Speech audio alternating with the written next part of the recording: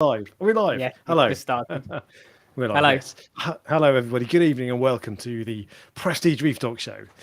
Today we're going to be talking about algae. First off, I'll tell you a couple of things. Firstly, if you're watching this after the live stream, we've got a few things to talk about before we get on to algae, but about 24 hours after the live stream, I'll put timestamps down below so you can skip ahead to the algae chat. And the point of this is that there's generally, when you go looking for a solution to algae, what you want is, look, mate, just tell me what snail I want or what hermit crab I need to put in to fix it. And it's not that simple. So there are sort of half a dozen steps you need to follow. So that's the point of the chat today. We're going to go through all of those. But firstly, a couple of things to talk about. The most obvious one, of course, is Jake Adams from Reef Builders. So for those of you who don't know, probably not many people, to be honest, Jake Adams, managing editor of Reef Builders, passed away last weekend. He was on a flight to Bali for scuba diving or whatever purposes he was. And it's not yet known what happened to him. So don't know, but he was 42 years old. It was ridiculously young, and he left behind a wife who he'd never talked about, which I respect that. I like the privacy. And she had she was 2 weeks pregnant, I think. I think it was 9 weeks. 9 weeks. I think it's obviously too early to let anyone know. But yeah, it's obviously it's heartbreaking for anyone for that to happen to anyone, especially so young. And the thing it did for me, because obviously I've met Jake a few times, but the thing that it did for me is it's like eye-opening that it's not a given, if you see what I mean. Like, it can happen at any age, so you got to enjoy your life, basically, the best you can. That's what it taught me. Yeah, I mean, I didn't realize he was 42. I probably would have guessed mid-40s, maybe early 40s, but but that's just so young to be, because that's basically, I'm not much younger than that. So because you just at that age, so I don't know, he's achieved a lot more than I have, to be fair, but I don't feel like I've achieved 10% of the things I want to. So just I think I was going to say, I think he really lived life to the full. Like the fact that he went out and collected corals in the ocean to bring back for his own. That's like my dream. I would love to do that, but I'm not. It's not the sort of thing that I'd actually put the effort into going and making it happen. To do with customs and finding someone that will let me go out and collect them. So he really lived his life, I think, like to the full, which is a lesson for a lot of us, I think. Yeah, indeed. And that's just what he loved doing. And one of the things I noticed was because of course everybody was posting photos on social media to pay their respects and all that sort of stuff. And the thing that struck me was there were like a million different photos, all of him doing. He was out diving or do. If this happened to me, there'd be like 4 photos, just me with my parents, me in a pub, and that's it. And just he just did, and it was all on the water, so all out scuba diving on a boat, all this sort of stuff. And just like I didn't know him, I never met him, but it was clear that I just watched his YouTube videos, so basically I'm the same as most people watching. But we all say that this is our passion and all that sort of stuff, but fuck, he was on another level. That was really his passion. Yeah, it really, he was really in, like, properly into everything, every detail, every scientific name change, everything he wanted to know about. So it was literally an obsession for it's like there's some people think they're obsessed with fish tanks, but in comparison, you're basically a beginner. Do you see what I mean? Exactly. Yeah. Exactly. Yeah. Yeah. That's me. I think I'm obsessed. But it's not necessarily just the fish tanks. It was kind of the animals, I think, as much as anything. Because he was like, he loved scuba diving. I've done scuba diving once, but that was, I don't know, 7 years ago. I could have done it again. I've chosen not to. So, but it was awesome, but there's various reasons. But it was just his life and just everything. He lived and breathed these animals, not just the hobby, but these animals and stuff. So. After I went diving the first time, it was the best thing ever for me. I think I was only like 12, and then I wanted to go back every day because we were on holiday at the time in Australia. So I went every day, and then I got my license to go do it. Yeah. And that's why I'm surprised you said that you were like, not really fancied it again. Oh, it's not that. No, it's not that I didn't enjoy it, and it's not that I wouldn't go back again. It's just that I do other things when I go on holiday now, and my missus has, can't scuba dive, so. But Okay. but yeah, but it just I just couldn't believe that it was a real shock, and just so young, Yeah. and it's just so sad. I don't know. It's one of those things. I don't really know. I don't have anything to say. I don't know what to say. I didn't know him. I watched his videos. I didn't ever meet him, so I can't. I thought about doing a video on Friday, like as a tribute to him, or a farewell or something like Fan did. But I just thought, all I can say is I've watched his videos. They were good, you know. And I'd talk about that side of things. But so I don't know. Just crazy young. He's got some of you might not know. There's a GoFundMe page set up for his wife, and they're trying to raise some money for her and the child. They're at about $90,000, and I think they're looking for a target of $250,000. So there's no link in the description. I've not put that in there. But if you Google GoFundMe Jake Adams, you'll find it. It's the first thing that will come up.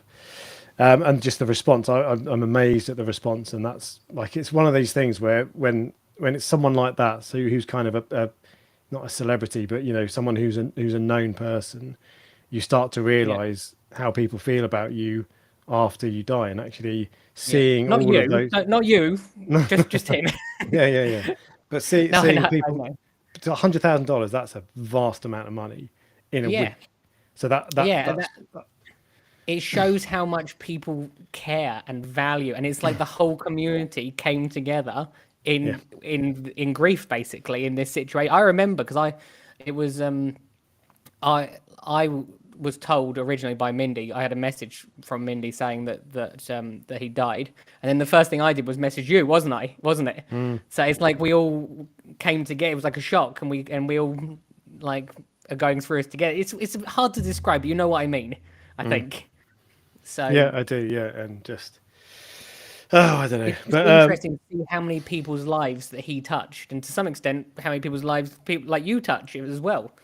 So not me.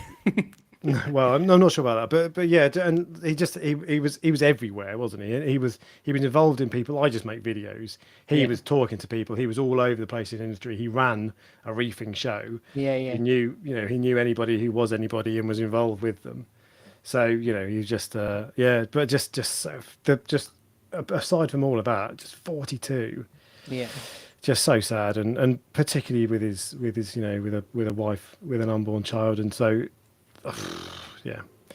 but so there was no live stream last week, of course, because this is an upbeat live stream where we take the piss out of each other and have a laugh, and just wouldn't have been, I just didn't want to do it. I just didn't feel it wasn't right to do it, but ultimately I don't want to, this whole live stream isn't going to be about that. I just wanted to talk about it because it feels right to talk about it.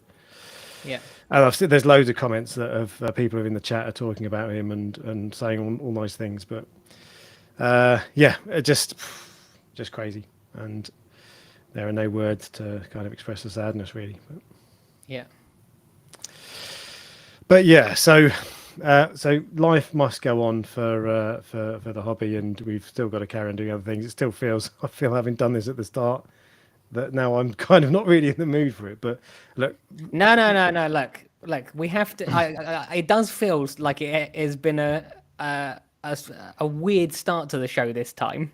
But there are also other good things as well that are happening in the hobby, as you know. And although it's a very different thing in terms of the other thing that you mentioned earlier, which was regards to Hawaii opening back up, it's like, and even Reef Builders themselves they're still going. They're still going to be putting out good content. So that was one thing I didn't realise was that. So Jake always said he was the managing editor of Reef Builders, but I just always assumed that he owned the place, and it turns out he didn't. And there was someone who posted, I can't remember the guy's name now, but he turns out there's someone else who founded it 2 years before Jake joined, and actually it's owned by someone else. I don't know if Jake owned part of it as well or whatever, but it is owned by someone else. There's a contributor from the UK, Jeremy Gay, who we've talked about, used to write for Tropical I thought it was practical fish keeping. Yeah. PFK, yeah. And so Reef Builders will carry on, which is great news. But and we're going to carry on as well, and we'll thought Ryan Grip, that's the name. Thanks, Ray. But yeah, so we'll carry on, and there are other things to talk about as well. So I can't do him justice in a proper tribute the way someone like Than does, or someone who knows him does. But I felt like I've seen other streams where they talked about it at the end of the stream, and there's no right or wrong way. I just wanted to talk about it straight away, But anyway, so that's the first thing I wanted to talk about, and there were some other things as well. Firstly, and actually I'd be going on to Reef Builders to check this, was that the Hawaiian ban is potentially changing. So Hawaii's opening up a bit. At the moment, you can't export any saltwater fish for the hobby, for keeping in a glass box from Hawaii. But that's changing. And there's 8, or well, I say it's changing.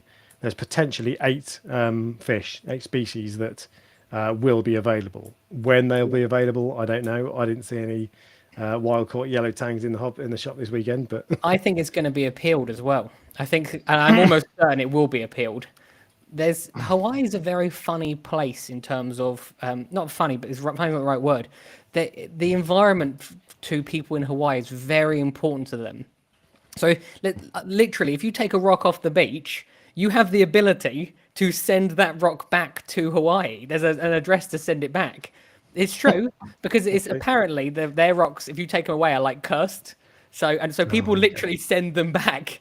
It's and that's the thing about the ban with Hawaii. It's not about whether you're taking too many fish and it being sustainable. It's about the people of Hawaii. This is their heritage, and that's one of the things which is making some people so angry, because they care so much. So it's not about ethics or sustainability and all that rubbish. It's one of the most heavily regulated fisheries, the one in Hawaii, with the most scientific studies. It literally is the environment and nature to the native people of Hawaii is so important that they don't like it. And look, it's part of their religion or culture. Yeah. So I understand why they don't like it. Can't not respect that, can you, really? No. But on the other hand, there are people that it's also a resource which could be shipped around the world. It's the same as anywhere, same as Australia. The difference between Australia and Indonesia is it's not part of their, it's not quite the same. Yeah, it doesn't hurt when they lose a rock. Yeah. I'm not making light of it, I'm just saying. Yeah. But yeah, so the fish on the list, and I've gone to Reef Builders for this, was, here we go. So there's not many. So yellow tang, coal tang, orange spine unicorn fish. That is, I think, a Nassau tang. Blonde Nassau. Yeah. A potter's angel, which is quite cool. Yeah. Brown surgeon fish. Is that the powder brown? No. I don't know for sure. It's not a Scopus tang. No, Thompson's surgeonfish. Black surgeonfish, black tang presumably, and bird wrasse. And that means that some fish that won't be available include bandit angels. Yeah, but no one's going to afford those. That's not going to affect. See, exactly. I wonder how much this is going to affect the actual industry with it opening back up because of the fish they selected. So most people aren't going out and buying a 10 grand or 20 grand bandit angel fish. Jordan's wrasse for $1,000 as well. They're not available. And what else? And flame angels, Hawaiian flame angels. But you can get those from elsewhere. Yeah, exactly. Yeah. So, Achilles tang as well. Someone's pointing out. So So that there's a few others coming back on the list. Let me have a look at this. So this is the obvious question. Why is it okay to stab a fish and eat it, but you can't put it in a tank? I mean, we could spend 2 hours talking about that. This is what I said. I said you could literally do a whole live stream on this topic. Yeah. And the problem is we don't know enough. If we looked into it a bit more about the cultural side of things, we could, because obviously it's always been part of their culture to be able to go and stab a fish and eat it because they have to eat something. Because there's the obvious argument to that is, well, actually, you need to eat to survive. you don't need a pet to survive. Yeah, yeah. But then you could easily counter that and say we don't need to eat fish. You could eat plants, you could eat other animals, or whatever. But I don't eat fish, so I had fish and chips today actually. Did you? Yeah. But to be honest, I'm not interested in getting into the nitty gritty of that because you could argue it all day long, and there's no right answer. This is the sort of thing that's really subjective, and some people will feel really strongly one way, others the other way. I don't really have any strong feelings either way, to be honest. But anyway, so Hawaii is potentially opening up. We'll see. It's like I say, it's not like that you're going to see yellow tangs, wild caught yellow tangs tomorrow in your local fish shop. But yeah, it's good. I thought it was good news, to be honest. So it is good news. But I think the thing that people need to realize is that obviously having a Potter's angel back is good because you can't get them from anywhere else. Black tangs can't get them from anywhere else. Coal tangs can't get them from anywhere else. Yellow tangs are not going to go back down to £25. They're just not. So for the people going, yes, things are going to go back to normal. Do you think the industry is going to go, well, people have been paying £150 for a yellow tang. Let's go back to selling them for 25. It's just not going to happen. Yeah, I saw someone else talking about this the other day on a video, and that was one of the things they said. The other thing was that I think I can't remember if it was the video or not, but someone's been funding this lawsuit. Yeah. And that someone has an interest in selling the fish again. So if they put their hand in their pocket, they're going to need to reimburse themselves.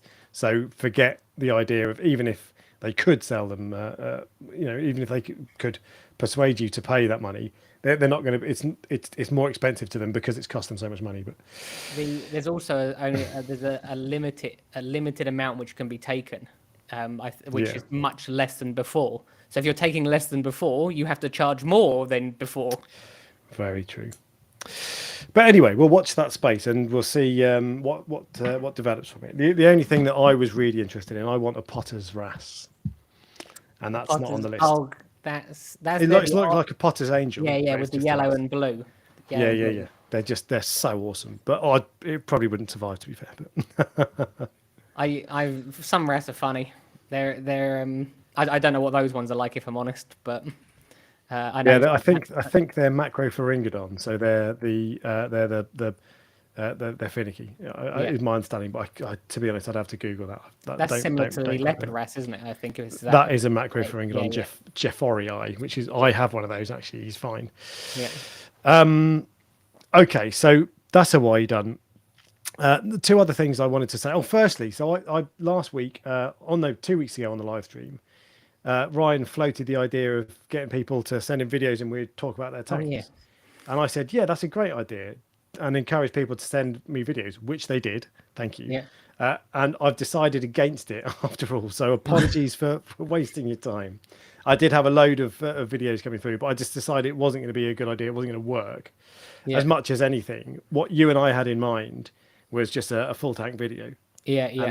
But actually what I got was sort of zooming in and out and all this sort of stuff, which is how you would film it if you'd not been told what to do, which I didn't say anything. And it was just too, and it was all different formats and all this. And I just thought, actually, this probably isn't going to work. Yeah. And it's not what I had in mind when we started. So apologies for if you've sent your videos to me. I have watched them all, and there've been some cool tanks. I haven't replied because I had quite a few, but thank you and sorry. That's cool that people actually did it. I wasn't sure how many people would actually do it. Yeah. And I've thought I want to do something like that, video questions or something. But anyway, and the only other thing was, and lots of people might know this already, the Mobius app. Yes. You can now put your AI lights and pumps on the Mobius app. Yeah. Which means you can delete the AI app. Oh, yeah, that's true. It's been that way that's not a new development. I think that's been the case for a month or so. Yeah.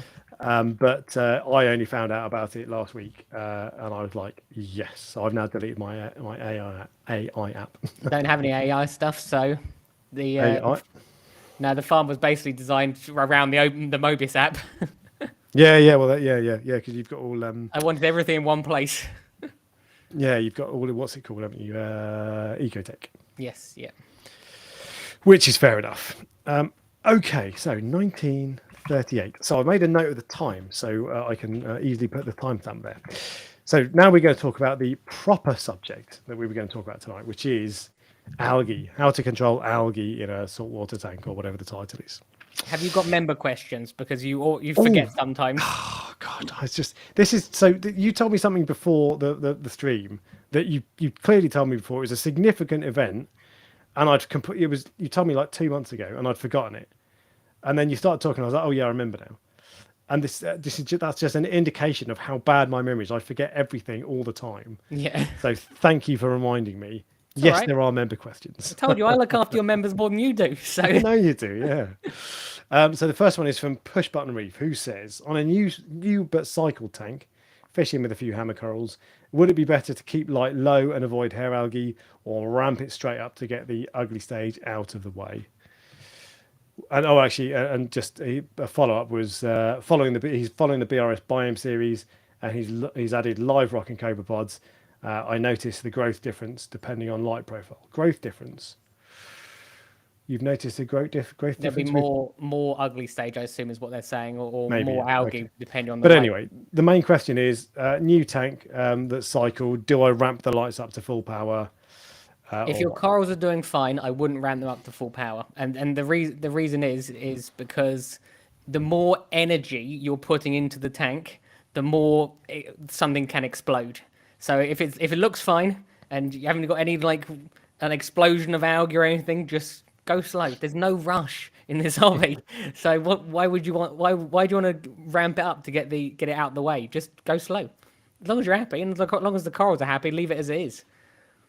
I wouldn't disagree with that. The fluval over my shoulder, I ran for about 2 months with the lights at about half the intensity that we're going to, and I've now bumped it up to the full amount. Yeah. And I'm getting a bit more of a smattering of algae on the rock, nothing major at the moment, but it's still only low. And on that note, I would aim on the side of caution with lights and always have it as low as possible, basically. Yeah. So that I've got the peak is about 150 par. And it's more like sort of 80 or 90 in most places, which is great.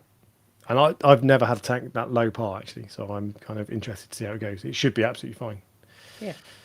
But yeah, so there you go. Go slow, I would say. We would both say. And yeah, so that was the member question. Thank you very much, Ryan. Oh, there was just one. I was sitting here waiting for a plethora of them. No, indeed, just the one. So there we go. So, Well, actually, this is a good point. This is a good time to say this, basically. So Alex and I get messages all the time outside of doing this. This is the best time to message us. If you want a response to your messages, because remember, we get lots of messages, so we can't respond to all of them. It's as simple as that. Because if I'm sitting at 11 o'clock at night and I'm watching TV and someone sends me a message going, how do I like fix my algae problem, I'm not going to reply because it's 11 o'clock at night and I'm watching TV. So every week, obviously for 2 hours, usually we're here. So the best thing to do, if you want a response, especially from me, this is the time. Because what happens sometimes is just after the live stream. So I know they're watching. I'll get a message going, just watch your live stream. I've got this question. And it's like, you had 2 hours to ask this question. So don't be shy if you've got any questions at all, whether it's on topic or not on topic, or even if it's a stupid question or anything. There are no stupid questions. This is the best time to ask, because if I don't know the answer, Alex probably will. And if Alex doesn't know the answer, then we're screwed. the other thing with that is that I often get questions where there's no way I'm gonna, for a start, same as you, I get a load of questions, so there's a limit to what I can reply to. I am far more likely to reply to a YouTube comment than an Instagram direct message, by the way. So if you send me a direct message on Instagram, it just goes to a black hole. But if you comment on a video on YouTube, because that's what I do YouTube, I don't do Instagram. Yeah. You're going to get you're much more likely to get a reply. But I often get even if it's a comment on YouTube, I'll get a comment that says, someone mentioned the other day, they said, I'm worried my flow might be too high in my tank. Yeah.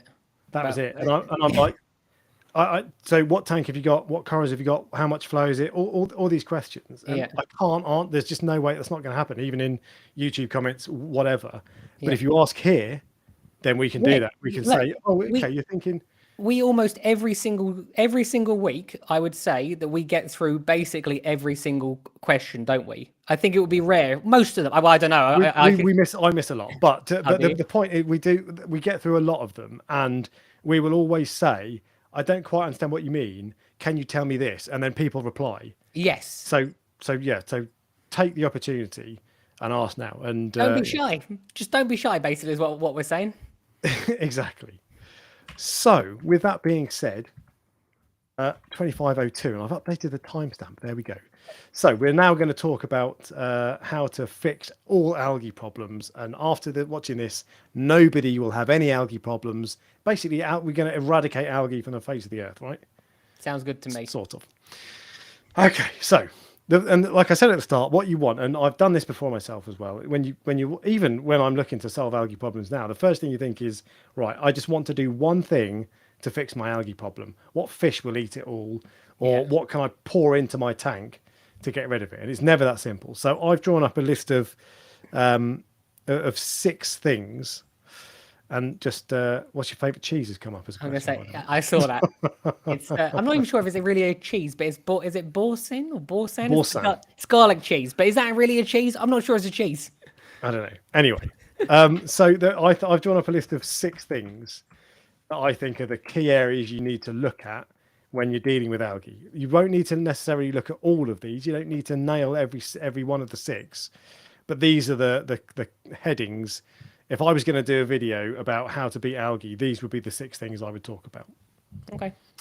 All right. So number 1, source water. Yep. The most important thing, I think. So, and this is one area. There's another video, another live stream I want to do that is the best advice beginners ignore, and this is one of them. Is filtering your own RODI water. So source water is just absolutely fundamentally important. People always say we're water keepers. We keep waters, not fishing coral. Water, not fishing corals. And the point of that is that if you've got your water on point, everything else will fall into place. Yeah, and so although you might be getting water from a shop, for example, do you know if you're doing that, it's fine, like completely fine. But take a TDS meter with you, because then you at least know what you're getting. And then even that, once the thing's gone in a barrel, the TDS reading isn't going to be accurate. What happens if it's a brand new barrel? I don't know. It's all been pre-rinsed with RO water. Maybe, but I think the answer is that with that. So there are some shops that are really good, and there are 2 or 3 shops that I know of that I would buy. Well, actually, I wouldn't buy. I don't trust anyone to do anything. But there are 2 or 3 shops. Let's put it this way: that if someone came to me and said, "I'm going to buy my water from these shops, what do you think?" I would say, ideally filter your own, but if not, those are the ones you want to go for. So this is not. I'm not saying every shop in the country is making bad water, but they produce water on huge scales, and they don't change the DI resin as often as you will, or the membranes and all this sort of stuff. And often there are times. So my local fish shop, Reef Keeper Windsor, they don't hide this. They don't try to keep it a secret, but they sell RO water. Or they used to. This might have changed, but they sell not RODI, and people think RO is shorthand for RODI. It's not. No. So if it hasn't been through DI resin, the best you're going to get is 10 TDS. Okay, and the chances are it's probably higher than that. There was one shop I asked in, I won't say where it is, but there was one shop I asked what their TDS was because I needed water. And they said oh well, it never gets above 100, but we normally keep it around around 60. And I was like, 60. If my TDS says 1, I'm not joking, because I have an inline TDS meter. If my TDS says 1, I change the DI resin. Yeah, exactly, and that's the way you should do it. And if you start burning through it, then you have to start changing other things like the filters and but it's the DI resin. But the other thing that is interesting is once you have done it. So I bought water myself originally for my very first tank, and once you have your own RO unit, it's like you never go back. You'd never go back, would you? It's like the water's there, it's readily available, it's cheaper, like you know what's in it, and it's like you don't have to lug barrels around to and from the fish shop. Yeah, and it saves you a fortune. Yeah, an absolute fortune. And I didn't at the start. My first tank, it was 250 litres ish, and I spent over 100 quid on water day one. Yeah, and I was like, I could have bought myself an RO filter and a bucket of salt, and I would have I would have made my money back instantly. Yeah. But it's not just necessarily just about setting up your own RADI filter. That is ideal because no one cares about your source water as much as you do. And like Ryan changing it when it gets to 1 TDS, I'm the same. Yeah. And that's because it's just so important. So it gives you control over your water, and it will save you money. But it's not just about that. It's about just checking your source water. So if you're thinking, okay, I've got algae problems, where do I start? Source water. Where are you getting that water from? Are you using tap water? There's Andy said, and this is opinionated reefer said he lives in Scotland. My TDS is 45 at the tap. Yeah. Now my TDS down in Surrey is 350, something like that. Yeah, mine too. So exactly. So if you've got TDS of 45, I'd still run an RADI filter, to be fair, but that's a lot better than using the sewage that comes out down south. Do you know a secret? My first tank was done with tap water. My very first tank. I've come a long way since then. You tap water, and then you put a dechlorinator in it. This is how bad I used to be. But we all come from somewhere, don't we? Yeah, and that's what you do with fresh water, isn't it? And you think, well, is it the same? So, but the point is, it doesn't. I don't necessarily just mean get an RADI filter. That is the gold standard. But if you've got problems, no matter what it is with your tank at all, first port of call, corals dying, algae, all this sort of stuff should be source water more often than not. And are you getting it from a shop? Go to your local fish shop and say to them, the place you're buying it, and say, what's your TDS on your water if you've never asked? And if they turn around like this shop did to me and said, oh, we never let it's usually around 60, but sometimes it gets up to 100. There's your answer. Yeah, yeah. If it's a good place like, and I'll name a couple, Reef Dreams, AAC, and Ocean Project, they will say our TDS is 0, maybe 1 on a bad day, and you're fine. But if it's not a bad shop, it's just because selling water, RADI water that is 50 TDS is not necessarily a bad thing. It's just that's what they sell. Okay, so I'm not having no pop-up shops that do that. That's just what they sell, and that's good enough for some people. Yeah. But so the first thing is check your source water. If you're filtering it yourself, have you got an inline TDS meter that tells you it's 0? If you're getting it from a shop, ask what their TDS is, and check and just get your source water right, and you might find that that's all you need to do. If you've got 100 TDS water from a shop that isn't a specialist, that might fix all your problems. Do 3 or 4 big water changes in the space of a week or two, or well, maybe longer, and then you fix. True.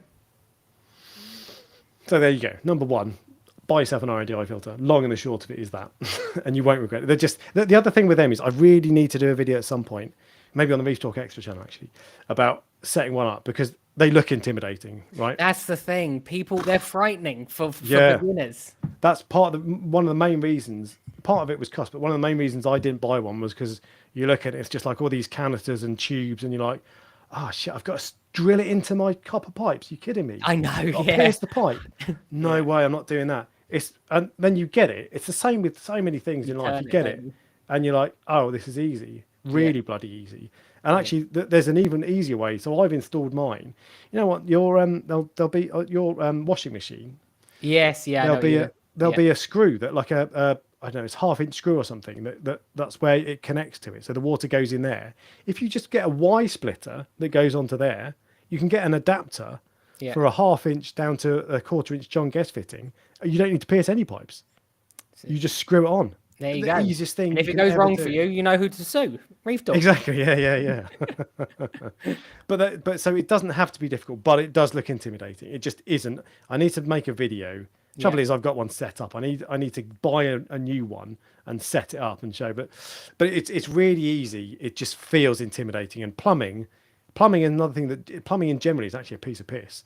It's just intimidating because you think if I get this wrong, I'm going to have water all over my house. Yes, yeah. But it is really easy. So can you even imagine? There were like hundreds of pieces of pipework on the coral farm. Yeah. Hundreds of fittings. In fact, I think it was something like 600 fittings and stuff like that. It was insane doing that. And trust me, we got plenty of leaks at first. There still is like a sort of, where just a little bit of salt creep seems to be coming through in certain places. But that's like a warning before it bursts. Yeah, we're going to get some. But I only had one major leak at the. Sorry. at the beginning. No, go on. Yeah, you only have one leak. Go on. No, that was it basically. That was all I was going to say. It's only because you mentioned plumbing. So, and I agree with you. It's very intimidating at first, but the reality is, if you can get a piece of, if you can put like a solution and then put two bits together, you're done. It's really easy. Yeah. So RADI filter just is really useful, but just check your source water, because it might be that you're getting 100 TDS salt water, 100 parts per million TDS salt water. Yeah. And then suddenly you're like, oh shit, and who knows what's in that 100 TDS? You could have 10 TDS that's full of really nasty stuff, or 100 TDS that's full of inert stuff that doesn't matter. But the reality is, if it's tap water, it's got things like chlorine in it, nitrate for sure, and all sort of copper from your pipes, all sorts of things. So just check your source water is point number one. Yeah. Point number two. Yep. On my list is feeding. How much are you feeding? What are you feeding? Because the most, and I reckon that source water is probably, I'm doing this in order of what I think is how you should be troubleshooting. So number one, this, number two, all that sort of stuff. And this is one of the big ones, overfeeding, because it's so easy to think, especially when you're new to the hobby, like people will say, just feed a small amount. Well, what the hell does that mean? Does that mean 1 cube? Is that a small amount? Or is like a fistful of pellet food a small amount? What? And you think, and your fish, they go crazy, and you're like, fuck, you must be hungry. Like, so when I have people babysit my tank, they message me to say, oh, are the fish okay? They seem really hungry. And I'm like, that's fine. That's just what they are. Don't put more in. But when it's natural to see that and go, bloody hell, they must need more food. And people often say, only put in as much as they will eat in 2 minutes. But that's well... That's a long time, 2 minutes, if you think about it. Yeah. I think that's food in for 2 minutes. I don't like that. I don't like that as a guide. But the point is, if you've got a load of algae, your light might be too high. Actually, I don't know if I put lighting on the list. That's weird. Lighting should not be too high anyway. So light is one thing. But feeding, the chances are you're feeding too heavily early on in the hobby. And on this tank, I feed. So I've got 2 tanks in this room, and I feed 1 cube between them. That tank probably gets about 10% of 1 cube a day. That's it. How many fish are in there? I don't know how many fish. Two clownfish, and I've just put in a shrimp goby, tiny shrimp goby. They're all small. A fish's stomach is roughly the same size as its eye, as what I've been told. So if you think about how small their eyes are, that's their stomach. That's all they need. So, and any extra food that you're putting in, especially if you're doing it at the same time, their bodies aren't going to utilize it. They're just going to excrete it as waste, because there's only so much that they can process at a time. So you're basically wasting money, polluting your tank, and it's not making any difference by adding extra food. And actually, what I found on this tank is that I've been putting in mysis shrimp until recently, 10% of a cube of mysis shrimp. Yeah. But they don't eat half of it. So now I've switched to brine shrimp. Yeah. And now it doesn't get wasted. But don't give me this brine shrimp hasn't got nutrition bollocks. Brine shrimp is rubbish. It's fine. And that's another topic. But basically, sure, if you don't care about your clownfish. Oh God. How many years did brine shrimp feed? Probably loads. I know you're saying. I'm not saying it's the best food, but for now, for this tank, you bet it's the best food. They will graduate onto more when they're bigger, but they're tiny. And like you see a mysis, the fish is this big. The mysis is are they like only tiny? Big. Yeah, they're only little. No. Yeah. You can't really see them. Well, you can't see them, but they're small. So anyway, the chances are, if you've got a new tank, you're overfeeding. You should be feeding your fish every day. You shouldn't be feeding them once a week or whatever. It's not like a sloth.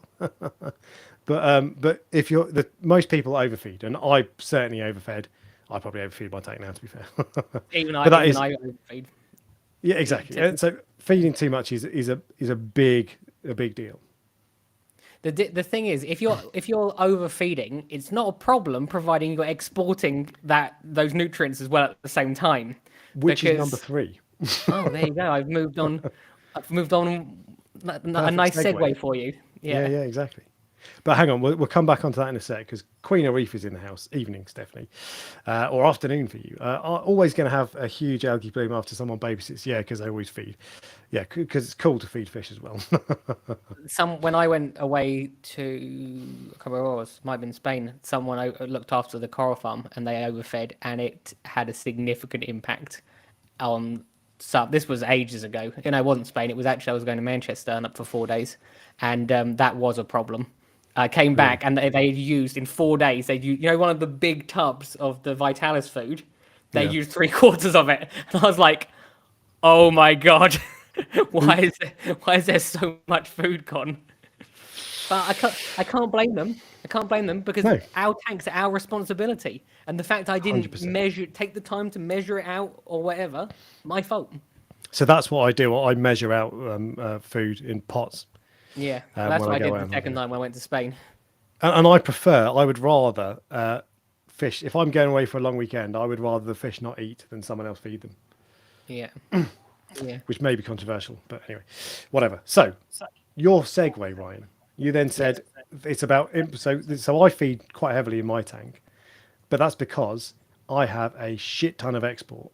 So for a start, I've got a tank full of corals that soak up all this nitrate and phosphate. They eat that, so that's filtration. I've got a filter roller. I've got a skimmer. I've got a refugium. I've got all sorts of stuff going on. I do water changes, the works. So I export heavy. On this tank, 10% weekly water changes. That's it. There's a sponge filter in there that I throw away occasionally, but it's not doing much. I thought about you the other day actually, because you struggle with phosphates, don't you? Yeah, in my you main struggle tank, with high phosphates, and it's interesting because you're doing all that, but you're still struggling with high phosphates. But the reason for that is because I'm not concentrating on phosphate removal enough. So it's really simple. I'm running Rowaphos now, but for a long time I was trying to get away without Rowaphos. Yeah. And I was well aware that there was a risk of it, and I tried lanthanum chloride, I tried a few other things. Yeah. And now I've gone back to Rowaphos because I want to get it down.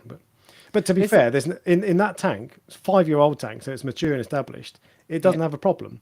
Like there's algae grows in patches where the fish can't get to it, but it doesn't matter. And that tank is thriving because there's so much available nutrition for the corals. So, but in any other tank, I could set up another tank and do the same thing tomorrow, and it would look a mess. Yeah. That's one of the things that I quite often have to talk about during the consultations with people. It's that our tanks are not magic.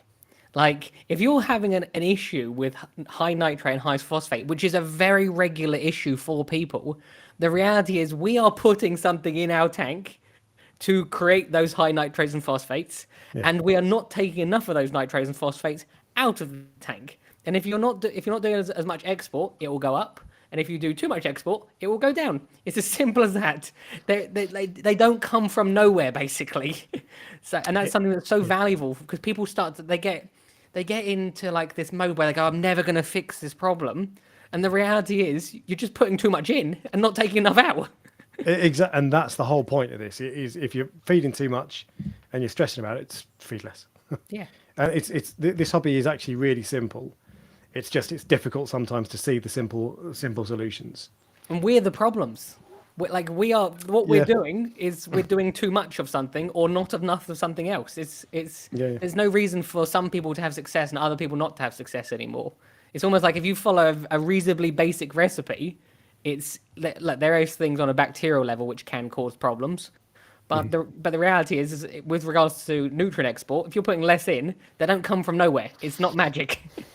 Exactly. So if you've got high nutrients, feed less or increase your filtration. Yeah. And that could include water changes, subject to point 1, your source water. There's no point doing water changes if you've got shitty quality source water. One of the things is that people should do, if you're going to try and lower your phosphate, don't put the Rowaphos in and then just ignore it and go, yep, that's done. Test it. Because then when you see that it's actually going down, it's rewarding. You're getting positive feedback for the actions you're doing, if you see what I mean. Yeah, completely. It's so important, and so I'm terrible with testing. I'm going to buy myself a Mastertronic soon because I'm just so bad at testing nitrogen phosphate and too lazy. But it's just so important because you can do it blindly and think, I reckon this is probably about right, and you're way off. Oh my God! Well, even if you know, like I think I know my tank, but I'll test the phosphate and I'm like, oh fuck, that's not what I thought it was. The other thing that, especially if you're lowering phosphate, the other thing that's so important, test your alkalinity. Because when you lower your phosphate, your alkalinity can plummet sometimes. Strips it, doesn't it? Yeah. Because it inhibits the coral's ability to grow. It slows it down. So if all of a sudden you lower the phosphate, the corals grow faster, alkalinity drops. There's like I know you know this, but other people might not know this. So it's worth, if I say this now and it saves someone's corals, it's worth saying, isn't it? For sure, yeah, indeed. And that's the problem with one of the problems in using too much Rowaphos. Yeah. For a start, it strips out all the phosphate, which is not a good thing, but also it will strip out your alkalinity.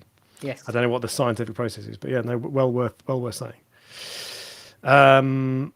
So there we go. So that's kind of feeding. Actually, what about types of food? So if you're feeding pellet food, I don't know. To be fair, I don't know the difference in nutrient, phosphate, and nitrate makeup of frozen food versus pellets. But if you're feeding pellet food, you should look for a couple of things. So on this one, this is Ocean Food 55 from NT Labs, and this has 55% protein. So protein is the goodness that fish need.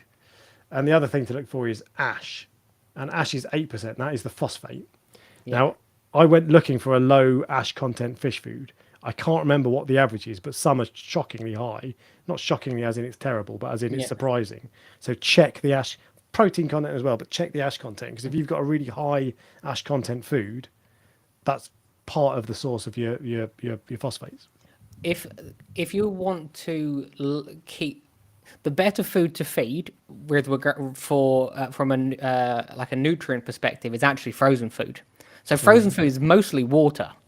Like there's a lot of just liquid in frozen food.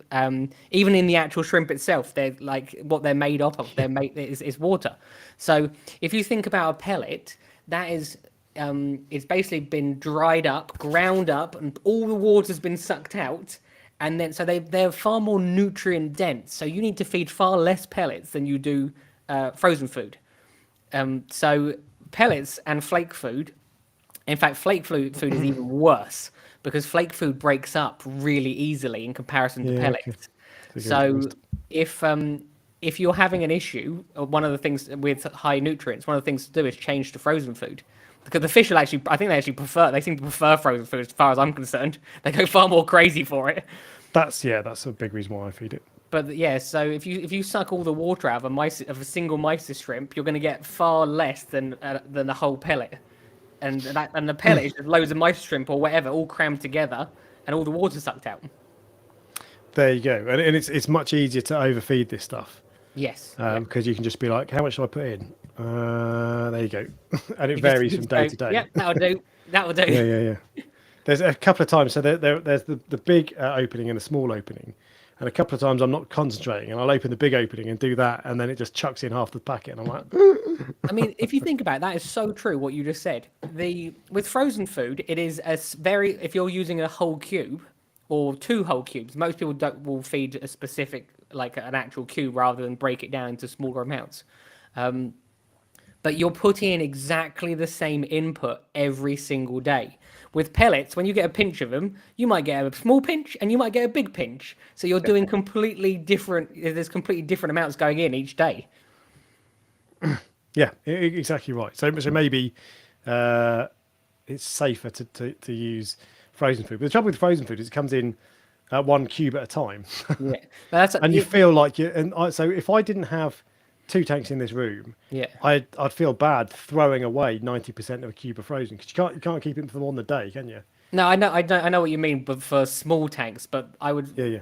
Most people would probably use. I don't know. I'm just generalizing. Maybe I'm wrong, but would use a whole cube at a time. I would assume. I don't know. Yeah, but then if I was putting a cube of frozen in this tank, they wouldn't eat it. Yeah, exactly. So, and this is the point. And like, how much is the right amount?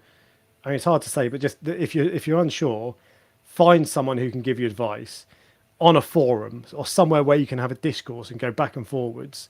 Yeah. Someone, a shopkeeper you trust and that you know knows their stuff. Yeah. And figure it out. There's a comment, but we'll come on to export again properly. But there's a comment that I wanted to deal with here first off. Matthew Elsden, Reef Dork, what par meter did this? So he's talking to someone else. What par meter did Reef Dork use? He said it wasn't a great device in his video, but as a good guide. A couple of days ago on a YouTube video. So this was on the Reef Dork Extra channel, which you should all subscribe to. But so the par meter is a Senai Reef. Senai Reef. Oh, so it is a Senai, yeah, because I commented earlier saying Senai is probably the best bet. Yeah, I agree. And this is they're I don't know, they're £100 or something. They're a really good second-hand buy actually. Yes.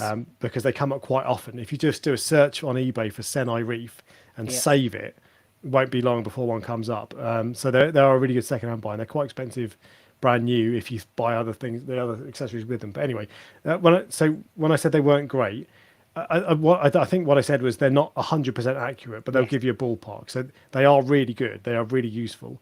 Just if you want to know if you've got 146 par or 149, you're using the wrong tool. I'm sure BRS compared it to the Apogee. They did, yeah. I've got one of the Apogee ones, and the cost difference is like £500 between the two of them. But the reason I have it is because obviously I can use it all the time. And I think BRS did it, and there was something like a 6% variation between the two, and 6% that can be the difference between having clean water or dirty water in terms of how green it is, if you see what I mean, if you're running carbon or not. Carbon. So the reality is 6% is not going to matter. Exactly. And so when I did the par test for this, it was between 75 and 150 almost exactly. I couldn't believe I'd got it exactly where I wanted. But that doesn't mean that that's exactly what it is. It could easily be 180, not 150. But that's fine. I don't care. The corals will adjust to that. It's fine. Doesn't matter. It's just as long as as long as it's not on BR. I say this all the time. I don't care if I've got 180 or 150 par. I just don't want 300, or I don't want 20. But it's a really good, really useful bit of kit. Anyway, so nutrients, export, filtration, refugiums, all these sorts of things. So this is the balance bit that you were talking about. So if you're feeding heavy, that's fine if you're exporting heavy. Yes, yeah. And it's important to explain that, because some people will think, well, I've got a skimmer and a filter roller. That's heavy export. My skimmer's bloody massive. Yeah. You can have there are levels to filtration. It's very simple. If your nutrients are constantly going up, you're not doing enough export. Your test will tell you very quickly. 2 tests, 1 week apart. Are they going up or are they going down? Simple as that. It's a simple hobby, isn't it? Well, I make it sound simple sometimes. But that is the way to do it. You're absolutely right. Yeah, sometimes it's about effort as well. Yeah. So you can know, and I think you admitted earlier you're not the best at testing. So I'm lazy as hell, yeah. Yeah. Whereas I try and do it religiously once a week, every week, and I have other testing devices, but I want to test myself as well. And if you really want to solve a problem, so whenever I go away, I test every single day. Alkalinity. Yep. If I'm going away in 2 weeks' time, every single day I will test alkalinity. I want to know, is it going up? Is it going down? Because if I go away for a week and it's going up, I got a problem. Or if it's going down, it's got to be basically level. To be fair, I test alkalinity several times a day. Oh yeah, because you have the KHQ. See, I don't trust them so much. I still like to test like with a hand checker. I trust them for the results, but anyway, but that's it. If you've got if your nitrates and phosphates are going up, then your filtration isn't as strong as your feeding, so you need to adjust one or the other. I like to feed quite a lot because I like the idea of heavy in, heavy out, and nutrient availability, all that sort of stuff. But it's not, and I like the idea that in particular I've got a bloody copper band as well who's just needs a lot of food because he's an idiot. If I didn't have him, I wouldn't have feed as heavy, to be fair. But I like the heavy in, heavy out. So I've got quite a lot of filtration. But that's probably not a good approach first off. So I'm not doing heavy in, heavy out on the fluval, for example, at all. But yeah, exactly right. Just balance it. And if you've got if your nutrients are coming down, then you've got too much filtration or not enough food. If they're going up, vice versa. Yeah. that's the third point, and I thought I planned on talking about it a bit longer, but to be honest, that's it. It's no different to balancing any of your other things when you're dosing. All food is essentially dosing nutrients, if you think about it. True, yeah. So it's no different. And the only other thing with that is that so filtration doesn't matter. Do you need? Some people think a refugium. Right, I'm growing algae in my sump, and that means that algae won't grow in my tank, my display tank. Yeah. It's not quite as simple as that. It's a nice theory, but it's not. But I don't think it really necessarily matters if you have a skimmer, a filter roller, a refugium. They all do different things, slightly different things. It's not that one is better than the other. It's just that they all have slightly different purposes. But I would always have a skimmer personally on a tank with a sump. If you're not maintaining them properly as well, that can actually also be even worse. So this is filter socks, for example. If you don't clean them regularly when they're blocked, you might as well not have them, because what's happening is you're better off not having them. Yeah, you're better off because the big chunks of food and stuff is going into the filter sock, which you're not cleaning enough, rather than going into the protein skimmer. It's just trapping all the food, and then it dissolves in the filter socks. So for all the people out there, and I can assure you that of 157 people that are watching, there'll be plenty of people in there that have filter socks that are not maintaining them often enough. If you're not maintaining them, they're doing more harm than good. So it's just, as far as I'm concerned, they're just not worth having if you have filter socks. A couple of years ago, BRS did probably 3 years ago now, they did a test on filter socks. Yeah. And it basically said you've got to be changing it twice a week. Yeah. Otherwise, you're wasting your time. Or well, actually, you're just removing lumps when you eventually do it. If you do it once a week, it's net negative. Yeah. And I used to do it every couple of months maybe. But really, what you want to be doing is every day. So if you're lazy with your filter socks, either get a filter roller, which are expensive and take up space, or if you don't want to do that, just filter floss in a cup and take it out every couple of days. Yeah, and that's dirt cheap. But yeah, so that's basically that's it with nutrients, with filtration versus feeding. Yeah. Also on the subject of, and in fact, I'm going to insert lighting here, because this is off, and we've kind of covered that already. But lighting, you probably don't need much light. So I've got what is it? AI Prime HD 16. Yeah.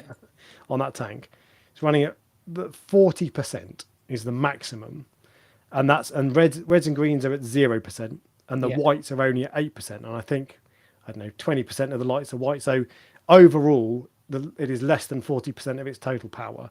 Not an awful lot. You don't need mega lights, and on almost particularly lights like Radions, they're powerful. They can kick out some heat. So if you've got a newish tank and you're running a Radion at 100%, turn it down. Turn it right down. Yeah. And so I did a video, I think maybe even this week, about equipment you need and where you can save money. You don't need, like if you had a 4-foot tank, 2 Radion XR15s are just fine to start off with. You do not need XR30s. That's worse, because you'll end up cranking the par up really high. You'll be like 50%. That looks cool. And the other thing with lights is, the brighter the lights go, the cooler your tank looks. So it's really natural to be like, oh wow, I'll turn it up a bit. Yeah. It's actually better, because when I was building the farm, I spoke to Ecotech and said, what is the best thing for me to do? Oh, really? So I have 6 on the coral trays, 6 XR15s, because it works out better than having. They said there is no way you're going to need 6 XR30s. They said that's way too much for that sort of area, and they because you're not going to be running them at 100%. And they said that you'll get a better spread by doing it that way than having 4 of them. So that's what I went with. So that's why I've got 6 on each take rather than 4. But basically, turn your lights down, because they don't need to be as bright as you think they do. And actually, mine are only on like 40%. Yeah, and you keep SPS. But if you've got a shallow tank. Yeah, that's true. Yeah. But if you've got LPS or soft corals, you don't need highlights. If your lights are 100%, you want to be checking that. How are you dealing with algae on that fluval tank if you've only got 2 clownfish in there? I'll come on to that. Oh. That's I was just genuinely interested. I thought it a minute ago. yeah. So That's number 4 and 5 on the list. okay. Well, but all of these ways, I've got banging quality source water. Yeah. I don't feed too heavily. I've got nutrients versus filtration. No, actually, no, filtration's not great, but the rest of them do come into it. There's one. Uh-oh.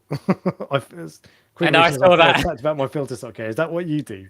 I didn't realise. But no, filter stocks are a pain in the arse, so they get left. Yeah.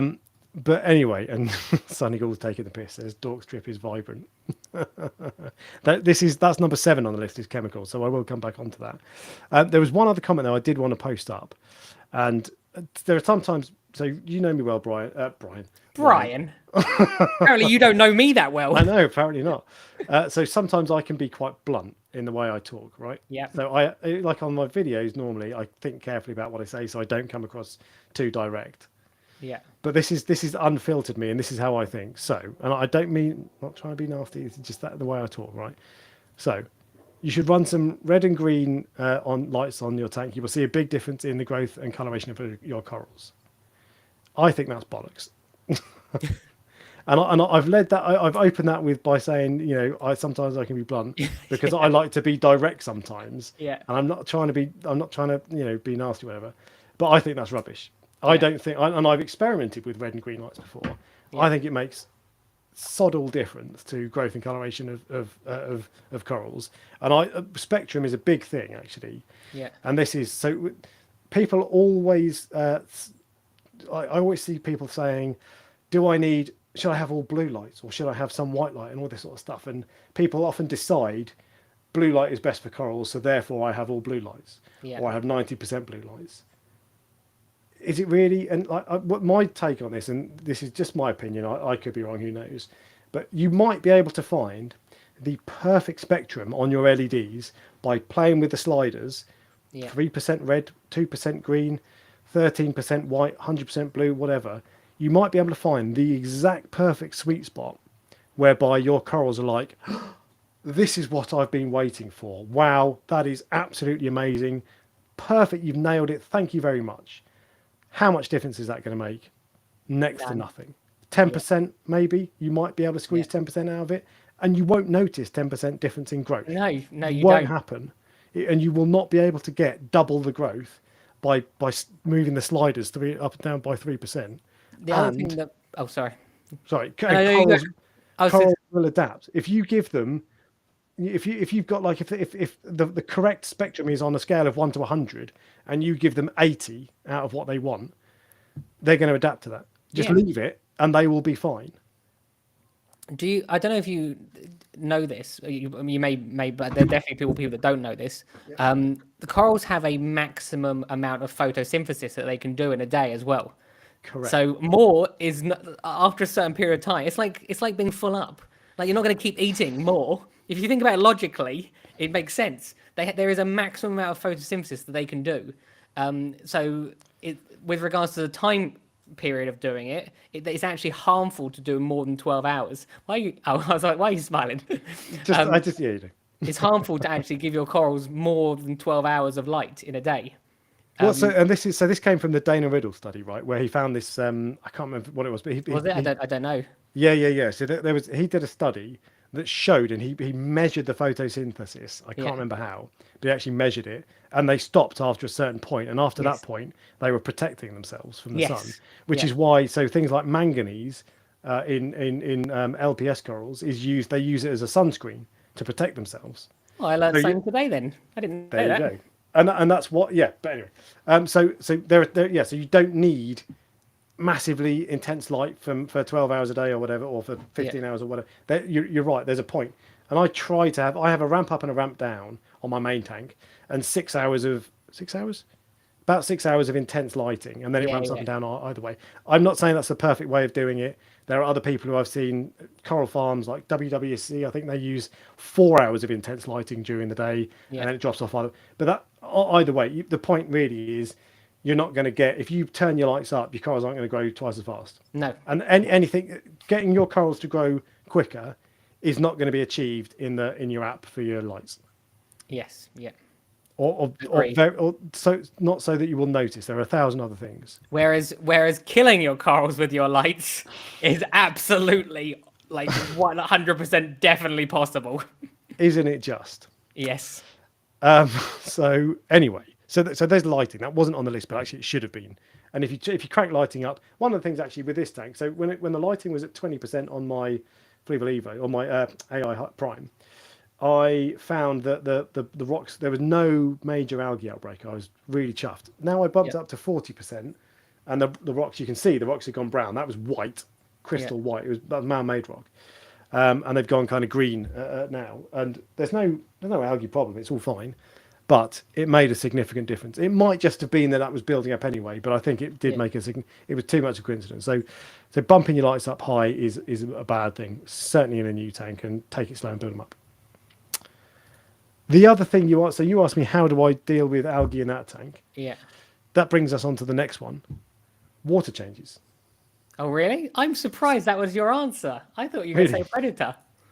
Well, that's the next answer. Yeah. So this is the thing, and this is the whole point of this. This is probably a perfect case study tank, actually. There is not, if you say, how do I deal with algae on that tank? The answer isn't a predator or water or whatever. It's, give me half an hour and I'll talk you through the list of things I do. Yeah, yeah. All right, and it might not be all of them. I don't know. I can't see all the processes that are happening, but the answer will be in one of those. But water changes. So on this tank, I can't put a skimmer. Well, you can get a skimmer for them, but they're crap, basically, as far as I can make out. To me. And this is again me being blunt. I'm not saying they're rubbish. I just don't like them. So I don't want a skimmer, and I personally wouldn't bother with a skimmer on less than 100 litres ish. Yeah. Certainly on a 50 litre tank. That probably holds 40 litres after displacement. So I don't want a skimmer. I might start running a refugium on it for a couple of hours a day, but at the moment, what I do is water changes. That's my nutrient export. Now, the water I put in is there's probably some levels of nitrate in it, and certainly phosphate. I use Tropic Marion Pro Reef Salt. Yeah. And there is phosphate in that. I think they used to say no phosphate. Now they don't say that. I think that might have changed. Who knows? But there is some phosphate in it, and there will be phosphate in pretty much every salt, I suspect, to a point. So it's not I'm surprised by that, because I'm not saying it's wrong. I'm just saying, where does the phosphate come from? If it was like Red Sea salt, for example, which is evaporated from natural seawater, whereas it's a pharmaceutical grade, isn't it? So what is putting the phosphate in? But so I think they use binding agents to. I don't know what they do, but they put something in it that creates phosphate. I've seen an explanation on it before. I can't remember, but I've tested a few different salts, and they've all had some levels of phosphate in them, and that's not uncommon. If you Google it, you'll find that's not uncommon. It maybe some do have zero, but what I'm trying to say is I don't do water changes because I think my fresh salt water is 0% nitrate and phosphate. Yeah. I do it because it'll be lower than that. Yeah. On a tank like that. Now, water change is just one of those things. It's just so easy to think. There's so many people who just want to find a way to avoid water changes. Yeah. And I get it, because they're a pain in the arse and they're expensive with salt on a big enough tank.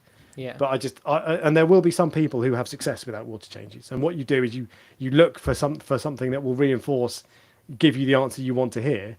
So you find someone who's got a banging tank and they say, I don't do water changes. And you're like, right, wicked, I'll do that then. But the reality is that 95% of people, you're much more likely to be successable if you're doing water changes. Yeah. Not just for nutrient export, all sorts of things. But so water changes are part of it. And I'm not saying you can't have no algae without, but that is part of your filtration and export. Yeah. Yeah. I've been doing water changes for 15 years now, once a week. You still do them on the farm, right? Yeah. I'm doing one literally right now. How much salt do you get through? A lot. Hundreds of kilos of it. Hundreds of kilos. But that's the point I'm making is you spend a fortune on salt, and yet you still do water. You don't try to avoid water changes. No, because it works. It works. Yeah. So at the moment, this is eye-watering for you. At the moment, I'm doing a 400-litre water change on tank on one of the systems, which, if you think about it, is 10% of. Oh no, actually, it's not. That's actually a 20% water change because the systems are like 1,500 and 2,500. but I do it. I still do it every week, basically. And if you think about 400 liters, that's like almost. I think I go through. I know, probably 17 kilos of salt per tank. So I'm going through like 2 buckets every 2 weeks, if you think about it. So look at the cost that's involved with that. But if it grows better corals, and people come back to me because they know the corals are being grown better, or whatever, it's worth doing, isn't it? So, and this is all around export, nutrient export, really. But why do you do water changes? What do you think you achieve by doing water changes? No idea. I don't. There's no There idea. must be that you must have a theory behind why for you do it. me, it's a comfort thing. I think it's something that I've always done and I know it works. And because I do quite large water changes, there is some impact with regards to trace elements and stuff like that I am getting from that. Now, don't get me wrong, I do ICP tests as well, and I dose what is required from the ICP. So, am I wasting money doing it? Potentially, yes, but would I be comfortable not doing it? Absolutely not. It's like a mentality thing. Yeah. It's like a comfort thing. I understand the concept of not doing water change. I know how Triton works, for example, where you need carbon for contaminants and you use a refugium for phosphates, and then you dose the trace elements. So I understand how it works, but it's like a mental thing for me, and it would be for lots of people, probably the same as you. It's a mental thing because I remove phosphate with Phos or Phos-Ex, and I remove nitrate and stuff like that. So my levels are where they are, but I still do it anyway. But it only takes 5 minutes, so other than the cost, it doesn't matter to me. No, and I've thought about stopping in the past as well, because the idea does appeal. I know I'm an advocate of water changes, but it's not because I bloody love doing it. Yeah, and they are it's expensive. different. It's different on a tank. When I had the Red Sea tank as well, it's like that going back to that method. For me, I turn a valve and then I turn another valve and it's done. Yeah, true. Whereas when the new tank comes, which that's actually starting to progress now. When the new tank comes, it's I will have to go back to doing normal water changes. I'm not sure how I feel about that. And I'm not sure if to set it up differently from the very beginning. Yeah. Okay. So what the thing, and actually what I think I am trying to achieve by doing water changes, and whether this actually happens, I don't know, is maintaining salinity. BRS did this. They did the maths on water changes, and it basically maintains your salinity. Yeah. It doesn't make sense to me how, but it does. So just trust it. Maintaining salinity is one. Yeah. Exporting nutrients, because my nutrients are quite high in my tank, so they are higher than than that in the salt. That's part of it. Trace elements is another part of it. Yeah. I think it has some impact on trace elements. Yeah. Whether it has a big impact, I don't know, but it must have some impact, because I don't trace. Oh, I dose manganese, but I don't dose any other trace elements at the moment. I almost never have. I've experimented a little bit actually. And what's the other thing? I was just thinking. Salinity trace. Oh yeah, and stopping crap from building up. So if you have a rusty pump, you're going to know about it a lot quicker if you're not doing water changes than if you're doing water changes over a period of time and removing 10% of the zinc, vanadium, whatever there is, copper. The one thing I can say with absolute certainty from doing the water changes, the day after I do a water change, because I always do them in the evening like now, the next day the corals look better than they did the day before every time. The trachyphyllias are bigger and more bold. It's just, I promise you, it makes a difference for me anyway.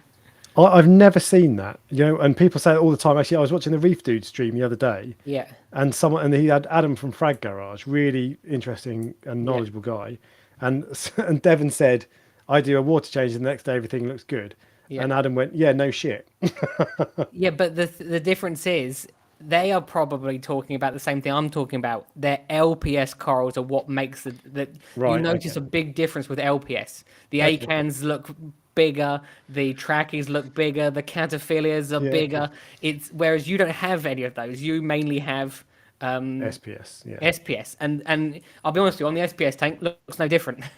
The biggest thing which I've had LPS and softy tanks in the past, but anyway, carry on. The biggest thing that affects the SPS tank for me is the phosphate. You lower the phosphate, and all of a sudden, if the high phosphate changes the color of them, if you lower the phosphate, and then you start to get better coloration.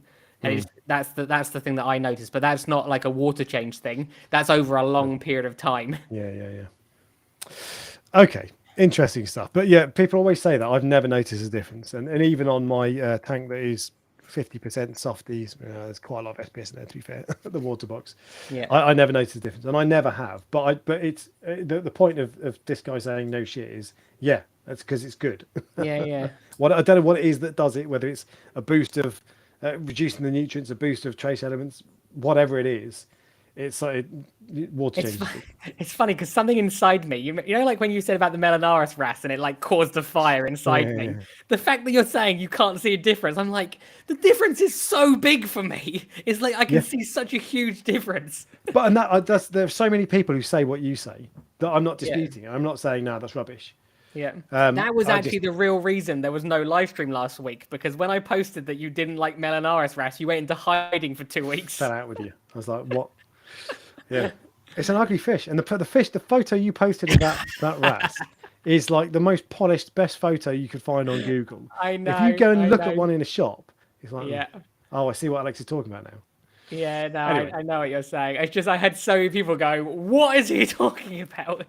Yeah, but I picked that as picture specifically. If I took the picture myself, it wouldn't be the same. It's like that fish had makeup on, and when I see it, it's just woken up in the morning, and yeah. I know what you mean. Sunny nose, Melanaris is ugly. Anyway, we started a fight now. Look, I know. Yeah. Anywho, so the second stage or the next stage of controlling algae, and this is one of the key things of how I control algae in the Fluval Evo with no skimmer. Invertebrates, cleanup crew. Yes. All right. So this is just, and actually, cleanup crew is one of the things I think people buy too few of. I always hear people in the shop like saying, "I can have 2 snails, please." Yeah. How big's your tank? Oh, it's like 1,000 liters, and you're like, yeah. Add 2 zeros to that. No, I know. 200 might be a bit over the top, but I bought something like 10 snails for that, and then a 5 Nacera snails. I bought a ton. And I always prefer to put in far too many. There's a limit, of course, because if you end up putting in too many, they won't be enough food and they'll die, and then they'll release a load of nutrients back into the tank. So that's bad. Yeah. But if you're putting in 1 or 2 snails or hermit crabs on a tank like that, that's not enough. Yeah. If you buy the right snails as well, which are like a specific type of turbo snails, they will breed in your tank. Oh yeah, for sure. Yeah. So in one of the systems, I think I bought them for like 1 tray, because remember, I don't know if you remember, I started each tray gradually, so it was like 1 tray, fill that tray, then the next tray, fill that tray. So I put snails in the first tray, all the rest of them were populated, and then I moved all the spare ones to the next system as well. So they breed really quickly if in the right environment. Yeah, they do. In fact, so much so that they clog up my Clarity. Well, I've sold it now and I've replaced it with a Red Sea reef mat. But they used to clog up my Clarity, the inlet, because I'd pull it out and there were a load of baby snails in there because it's breed like bastards. So I love the cleanup crew. So there's various different. What have you got? What are you laughing at? No. I was just, because you say they breed like bastards, I just laughed. So that was it. Oh yeah, anyway, so cleanup crew then really important. We'll talk about what cleanup crew you and I use. Yeah. I personally don't like hermit crabs. I'll rephrase that. Hermit crabs are awesome, and when I first got into the hobby, it was one of the things that fascinated me most. Yeah, bimbling around, climbing on this sort of stuff, cool as hell characters. Yeah, but I don't like them in my tank. No, me either. You don't like them either. There's none in my. I might have one which came from someone else's tank that I just threw it in there. But I don't recommend you. So you have a choice when you start a new tank. You either get all snails or all hermit crabs. You don't have both, because eventually the hermit crabs kill the snails. So I do have both in one tank. Yeah. But I'm careful with the types of hermits I get, because some of them, if you put like a Hawaiian hermit in with a conch, for example, you will have a dead conch within about half a second. Yeah. But and that's not. There's lots more like that. I find red legs aren't so bad with turbo snails. Yeah. But can't, that's only over the course of a year or so in this tank and a year or so over a previous tank. So you might find that over a longer period of time, that doesn't work out. And you might find that in other people's tank, it doesn't work out because hermit crabs just like to pinch. They just like to kill snails. Yeah. Hands down, if someone said to you, which would you, if you could have one or the other, which would you recommend? I'd say snails. Definitely. 100%. They're so much better at doing the job than hermit crabs. They are. This is very true. And so the other thing with that is that what I found, because I came from the freshwater hobby, I was only in the freshwater hobby for a couple of years. Yeah. But snails in the freshwater hobby are just such a pain in the arse. They're ugly as hell. Yeah. They breed like crazy. And to get rid of them, you need to get a loach. And loaches get big. All of them, like you get a clown loach, it's that big in the shop. Yeah. 10 years later, it's like 3 feet long. Yeah. So all loaches, so they're a pain in the arse. So, and I was like, no, I want hermit crabs then. But I find now that I'm almost exclusively snails. Yeah. And I prefer snails all the time. They're so much better. I personally, my snail of choice, and we'll see what yours is in a sec, are Nacerius snails and conches for the sandbed. Yeah. And turbo snails and Mexican turbo snails for everywhere else. Yeah, it's basically exactly the same. Although Mexican turbos, they don't always live that long, I find. But turbo snails in particular. I know what a conch is, but I'm trying to think if what I'm thinking is a conch. They're like I can't remember I think it is. It's like they're like yellow, aren't they? And they got these two bubbly eyes that stick out. Yeah, they're hilarious. I know. Look, it's gonna sound stupid because I know what a conch is. I'm just trying to think if that specific thing is called a conch. So the correct pronunciation is conch. Yes, and there's loads of different types. You get massive ones, don't you? Oh yeah, like the size starfish. I'm just trying to think of the specific ones that I have because I have one in every tank.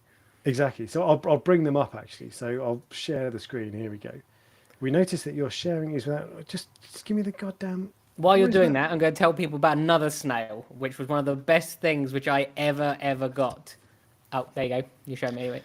So this is one of them. Look at the size of that. Look at his little eyes as well. But that's someone's hand in the background. So that is a big old conch. I think they're the ones that hunt starfish. Some of them literally hunt like they're proper big starfish. They're something else, but I know what you mean. This is what I would think of as they're called fighting conches, but they're not aggressive. Okay. That is what they look like. They're weird as hell, yeah. But they're so cool. They are as cool as a hermit crab, if you ask me. Yeah, they like when you see them wandering around. Yeah. There we go. Oh, hang on. There we go. It's small on the screen, but they're just. I just think conches are awesome. You were about to say something then. Sorry, I interrupted you. I know. I was just trying to see what the specific conch. Oh, it's a tiger sand conch. That's the one I've got. Yeah. So, okay. But yeah, so conches are wicked, and people always ask what eats diatoms. Actually, pretty much any cleanup crew eats diatoms. Yeah. But in particular, conches do. Yeah. Oh, that's what I was going to say. So this is not what I'm recommending to you. This is not a good. This isn't a good thing to purchase. Looking forward to this. In comparison to other options, but a tiger carry was the best thing I've ever seen eat algae ever. When I first started, as I said, I used tap water. The hair algae was probably like this thick.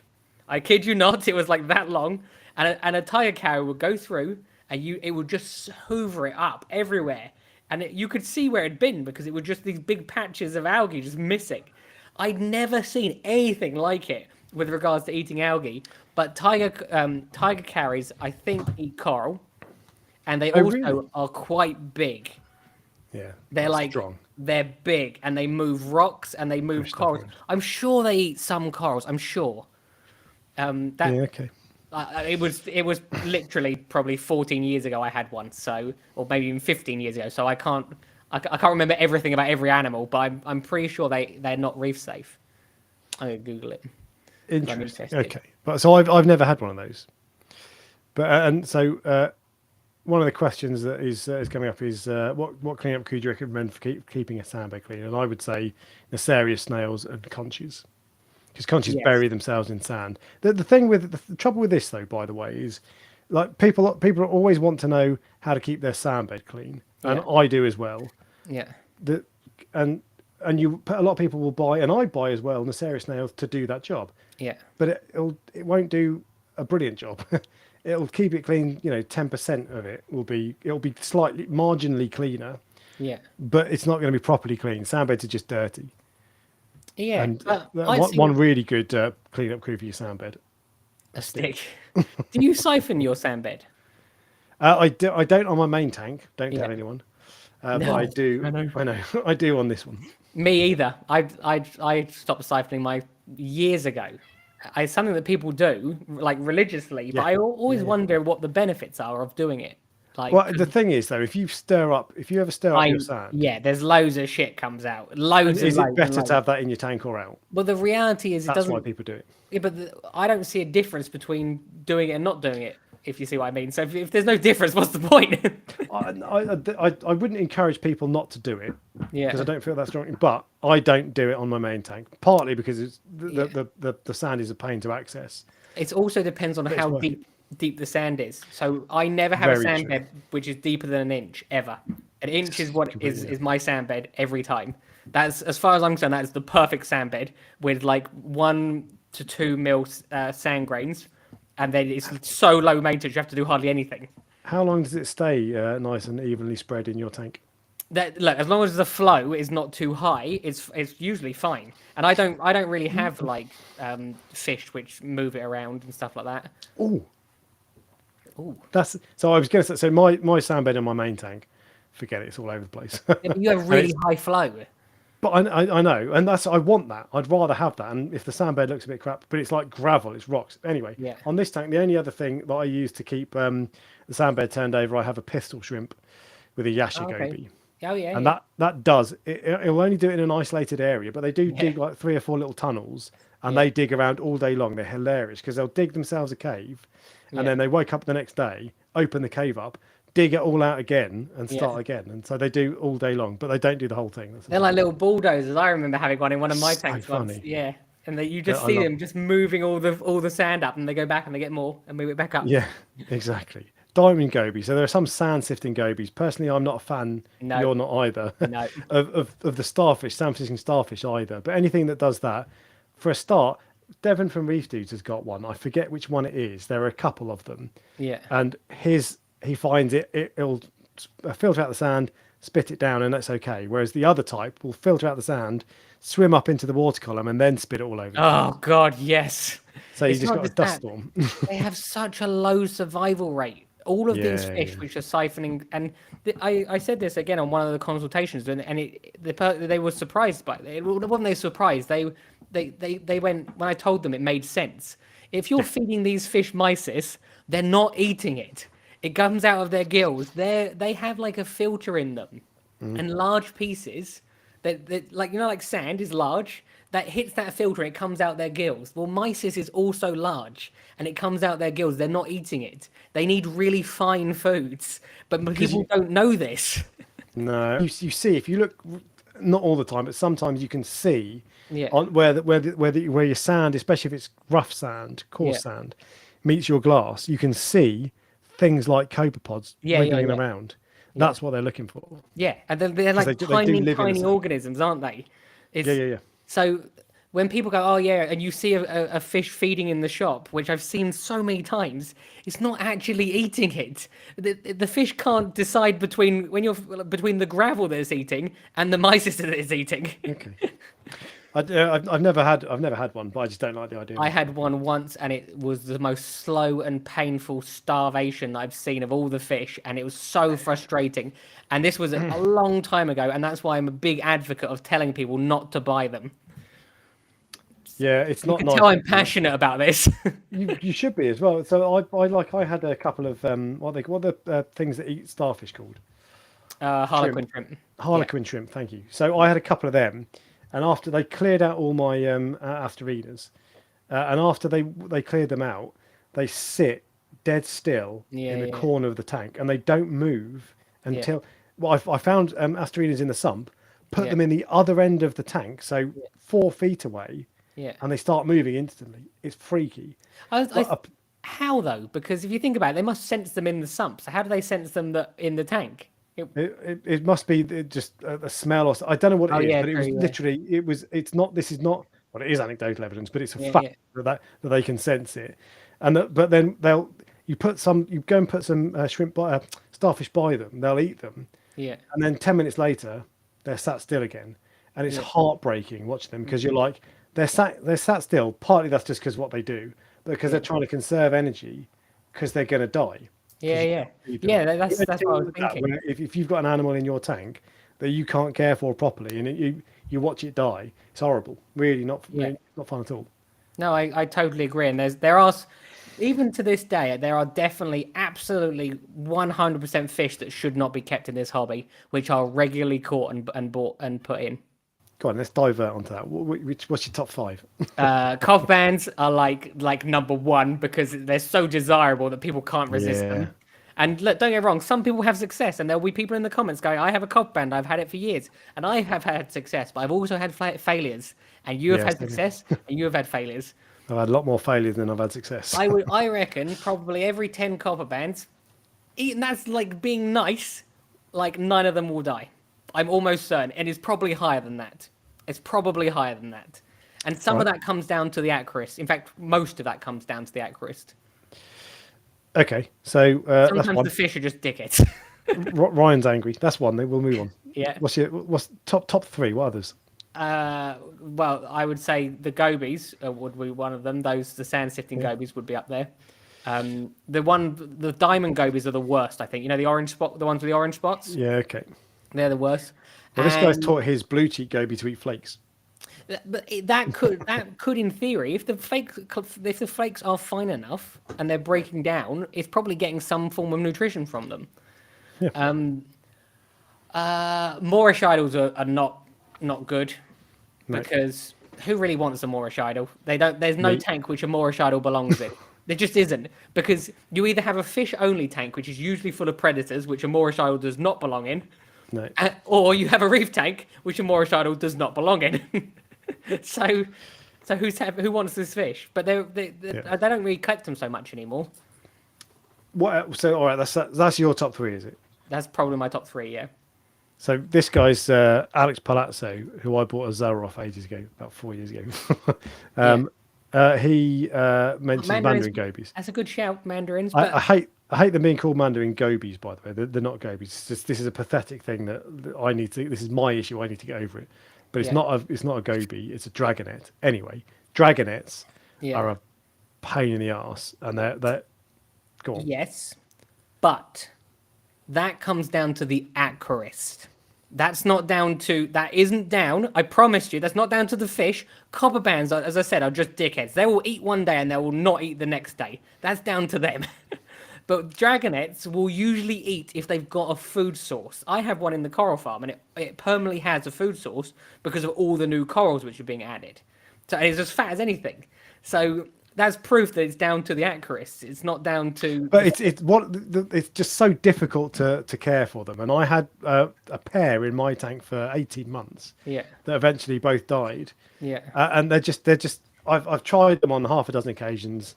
You can have a refugium. You can add copepods all the time. You can do everything. Sometimes they'll eat frozen. Weird watching a dragonet choke down to like this enormous mice. But sometimes they do it.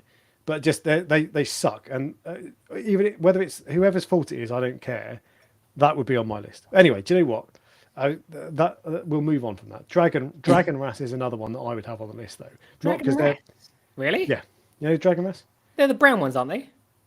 Yeah, funny looking things. Yeah, really cool. They got like weird things at the beginning, and then as they get bigger, they turn brown, and You see them in the shop; they're this big, and they're all frilly, and you're like, "Oh, that is awesome! I want it." So you buy it, and then you get it home. 6 months later, it's picking up your aquascape, smashing it into the tank, and it's like, "Oh shit!" And then you Google it, and it's like also known as rock mover wrasse. Yeah.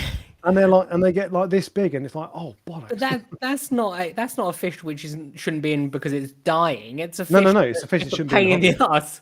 Cleaner wrasse, actually, another one. Yeah, that should be very high at the top of the list because that is a fish which actually is affecting the fish in the ocean. Agree. Any kind of grouper as well, panther groupers. Yeah, they're too get them in the shop. They're like that, and then you Google it and you're like, "Oh shit, it gets 3 feet long." This is going to be very controversial. There is probably 100 fish species which if we had those 100 fish, because on my pet shop license, I'm sure it comes back saying there's like something like 2,000 marine fish species which can be legally kept in the UK. I'm sure that if we had 100 of them, that would be enough for everyone. Yeah. And you got rid of all the ones that were a pain in the ass, and you just had tangs and angelfish and things like that had a high survival rate, it would be enough for people. It just would. So the point on cleaner wrasse, you said that they shouldn't be cleaner wrasse. Explain properly why, the full reason. Okay, so cleaner wrasse, there's two reasons. They have a reasonably low survival rate, cleaner wrasse. Don't get me wrong, some of them do survive, and some of them will eat mysis. They do have a reasonably low survival rate. But the biggest issue is that you're collecting them off a reef. And usually each reef or each section of reef will only have one pair of cleaner wrasse. They'll have a male and a female there on that section. And the fish will come along to be cleaned, and then they obviously do a service. And then once you take those fish away, the fish come along to be cleaned, and there's no fish there. They're gone. And that's the problem. You're not affecting just those two fish that you've taken and put in captivity. You're affecting the entire ecosystem of that reef until they have a replacement. Don't get me wrong, there are other things which clean fish. But there have been reports on this yes. to the point that it's serious. It's not just like people making a fuss about it. It's a thing. Yeah. So yeah, that's on there. So that you actually don't see that many cleaner wrasse anymore. I haven't seen a cleaner wrasse in ages. No, anyway, we could do a whole live stream on this, and we'll move back on. And this is the last thing I'll say on cleanup crew. We've both agreed that we prefer snails. Yeah. And a lot of snails, in my opinion, as many as you can, within reason. The other thing I would say is get an urchin. I knew you were going to say that. I knew you were going to say that. All I say these days is, buy an urchin. Oh, urchins are great, but they are. there is something. I'm not sure how to best explain this, and it will take a little while, like probably a couple of minutes to explain. But this is quite valuable. I struggled, even after all these years. I struggled with turf algae terribly in the Red Sea tank. You can see it in one of the videos. Nothing I did could fix it. It was just one of those situations where it was just there, and everything. I lowered phosphates, I checked my water, I did everything on this list. I had all these different cleanup crew, I had tangs. Nothing would solve this problem of turf algae. I put urchins in there. But what I realized was happening is the fish were eating the algae, and they were eating it, and then they were pooping it out, but they weren't eating it fast enough, and then it was like a constant cycle of just refueling it, and the algae that's on the rocks is storing phosphate in it. It's like storing it. So what I needed to do was get a load of urchins and a load of tangs, and I put them all in there. This isn't what I'm recommending. I was shutting down a tank, so I had a load of tangs which never stayed in the tank. And they absolutely obliterated the algae. And then once that happened, the nutrients were in the water, and they stayed in the water. And then I could remove it with a phosphate remover. But the phosphate remover was not working while the algae was in there growing. I see. Okay. It wasn't until I could get it in the water column I could actually remove it. So this is why I said I'm not sure how to explain it properly. But basically, if the algae is in there, remove as much of it as you can. Take it, even if you do it with tweezers or anything, do it. But take it out of the tank, because it gives your cleanup crew a head start. If it's already an explosion and you put a cleanup crew in, that it's never going to get on top of it. That should have been number one on this list, actually. Manual removal. When you're dealing with an algae problem, you should remove as much as you can. Yeah.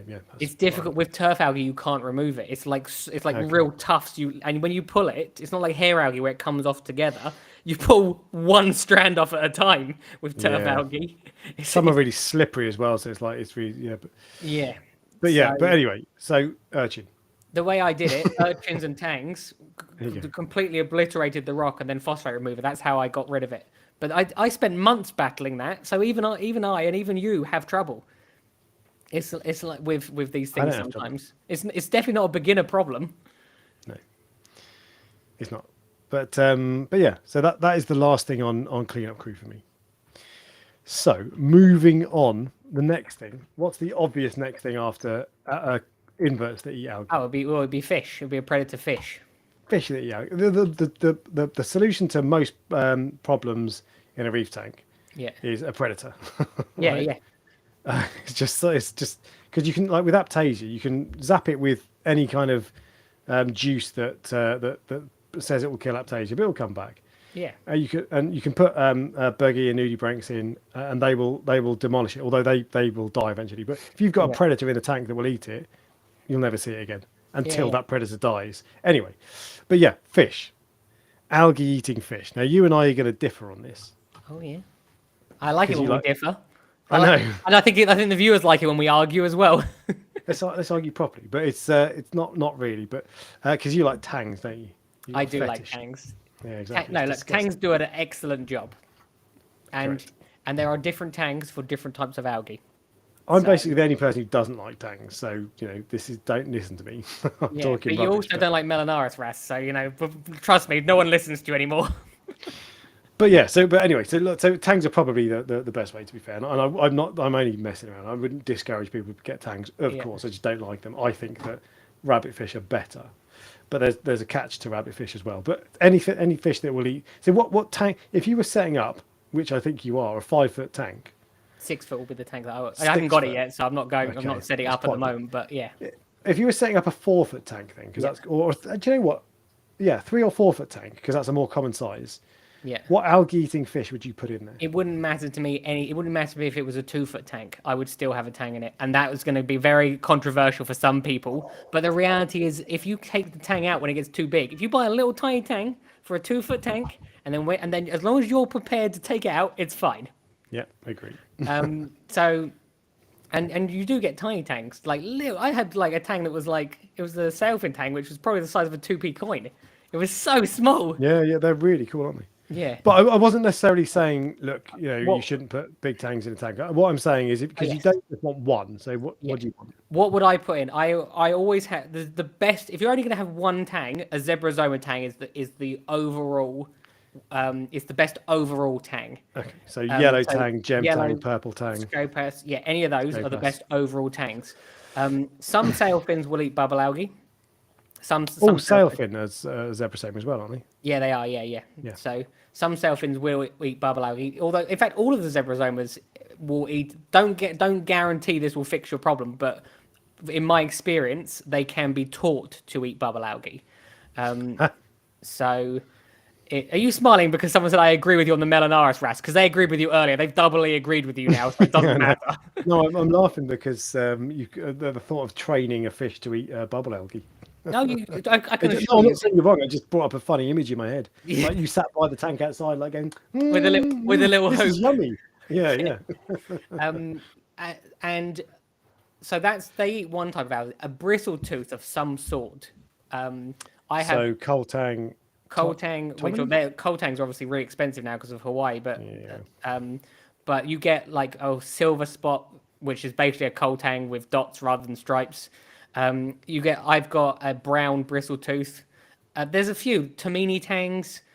So those are all types of bristle tooths or sim. They've got the same mouth shape. So the Tamini tangs. So why? Yeah, explain why. Why not just get one tang? Why are these two different ones? Because they're different. So in any environment in the wild, each creature occupies a niche. That's how it works. It's like so. Some tangs will eat some algae, and some tangs will eat another algae. So the zebrasoma tangs eat sort of they won't eat long strands. Nothing will eat the really long, thick haired algae strands. Although rabbitfish might. I was going to say rabbitfish. Yeah, but they will pick at the longer tufts, whereas the bristletoothed are designed to literally scrape anything that's left over off the rocks, and that's why you have different types. I do have an acanthurus tang in all the tanks as well. That's not recommended. That's one tang I would steer clear of in a smaller tank. It depends what type. Oh yeah, in a small tank. I wouldn't be against it if you're going to move it on, but they need a lot of swimming space generally. One of my favourite tangs in the farm is a convict tang. Now convict tangs have a terrible survival rate for some reason. So different acanthurus tangs have different problems. So soholes and clown tangs, pretty hardy. They're actually pretty tough. They don't have too much of a problem. Powder blues and powder browns and Achilles have a thinner mucus layer, which means they're more prone to disease. And convict tangs have a problem with keeping weight on. I think it's to do with worms. Is that they're known for worms, I believe. I was lucky. I bought a convict tang from someone else who had it for 2 years, and I've had it for probably 5 years now. And it's one of my favorite fish. And it's so good at eating algae. It's without a doubt one of the best ones. But that doesn't mean go and buy one, because they do have trouble, those tangs. But do you know what? I've heard so many people recently saying if they had an algae cleanup crew, convict tang is one of them. Yeah. They're on the list. Okay, so you would have you'd have a yellow tang from Hawaii, one of the nice fresh ones. You'd have a Tomini tang or a coal tang. Yeah. And you'd have a convict tang. Anything else? No. I would definitely have a convict. I'd probably have, look, in that tank it will probably be my gem tank, just because it's in like a little tiny tank. Awesome. It's a little tiny tank that I can't see it in the back of the coral farm, and I just thought, or I'll have my purple in there, because I feel like, after 15 years she deserves to be in the prestige display tank. So I'll probably have the purple, and I love Zebrasoma tanks. I'll probably have a purple, yellow, and gem tang in there. Is in that one, and I'll probably have a Tomini and a convict tang. Yes. Okay, and so this is Atkins Nature Aquariums. You've got a 2-foot water box, and he's thinking of a Tomini tang, knowing that I have to rehome. I've got a Tomini tang in my 2-foot water box. Yeah. 2 foot by 2 foot by 16 inches. I've had it for probably thick end of a year, maybe not quite that long, but it's still tiny. It's going to be a long time before I rehome that. I might never. Yeah. Wow. See, I wonder if the fear of putting tangs in small tanks have actually come from the forums. Do you remember the good old days? Now, I don't go on forums anymore, so I think you do, so you will probably know this. Remember the good old days when you I'm thinking about getting this tang, and all of a sudden everyone would want to kill you? Because it's not like that anymore, but yeah. Is it not? Yeah. Is it actually not like that? Because that's what people joke about the tang police now. Yeah, it used to be the most toxic environment around tangs. But I've always said to everyone, if you are genuinely willing to remove the tang when it gets too big, and that involves not getting attached to it, then I see no problem with it at all. Completely agree. Because it's no different. It makes no difference if you think about it. Yeah, that's right. And they're generally easy to catch, tangs, because they'll go into a fish trap. Yeah, true. Most of the time. Sometimes they can be a bit wise, but So okay, so there you go. So that's your tangs that you would have. Yeah. I'll deal with rabbitfish in a second. Anything else that you would go for fish wise? Not. I've always had big tanks, so it's never really been sort of. But I know algae blaze scrape the rock, but I think they have an issue with food as well sometimes with feeding. They eat too much. I think I've heard they have an issue with not getting enough to eat. But, okay. But yeah, so those sorts of jewel blennies and algae blaze do a similar job to a bristle-tooth, because they've got that same sort of mouth, but they're not the same as a zebrasoma. They won't eat the long bits. So this is one of my opinions that I'm not going to, this is not my hill to die on, but this is one of those times when I speak bluntly, because just the way Bring it on. Are you prepared? Algae blennies are shit cleanup crew. That's what I'm like. I've never had one, so I don't know, is the honest answer. So I have one because I think it's a really cool fish. It's the starry blenny, the black one. Oh, yeah. They're really cool, but I always see them getting recommended as a cleanup crew.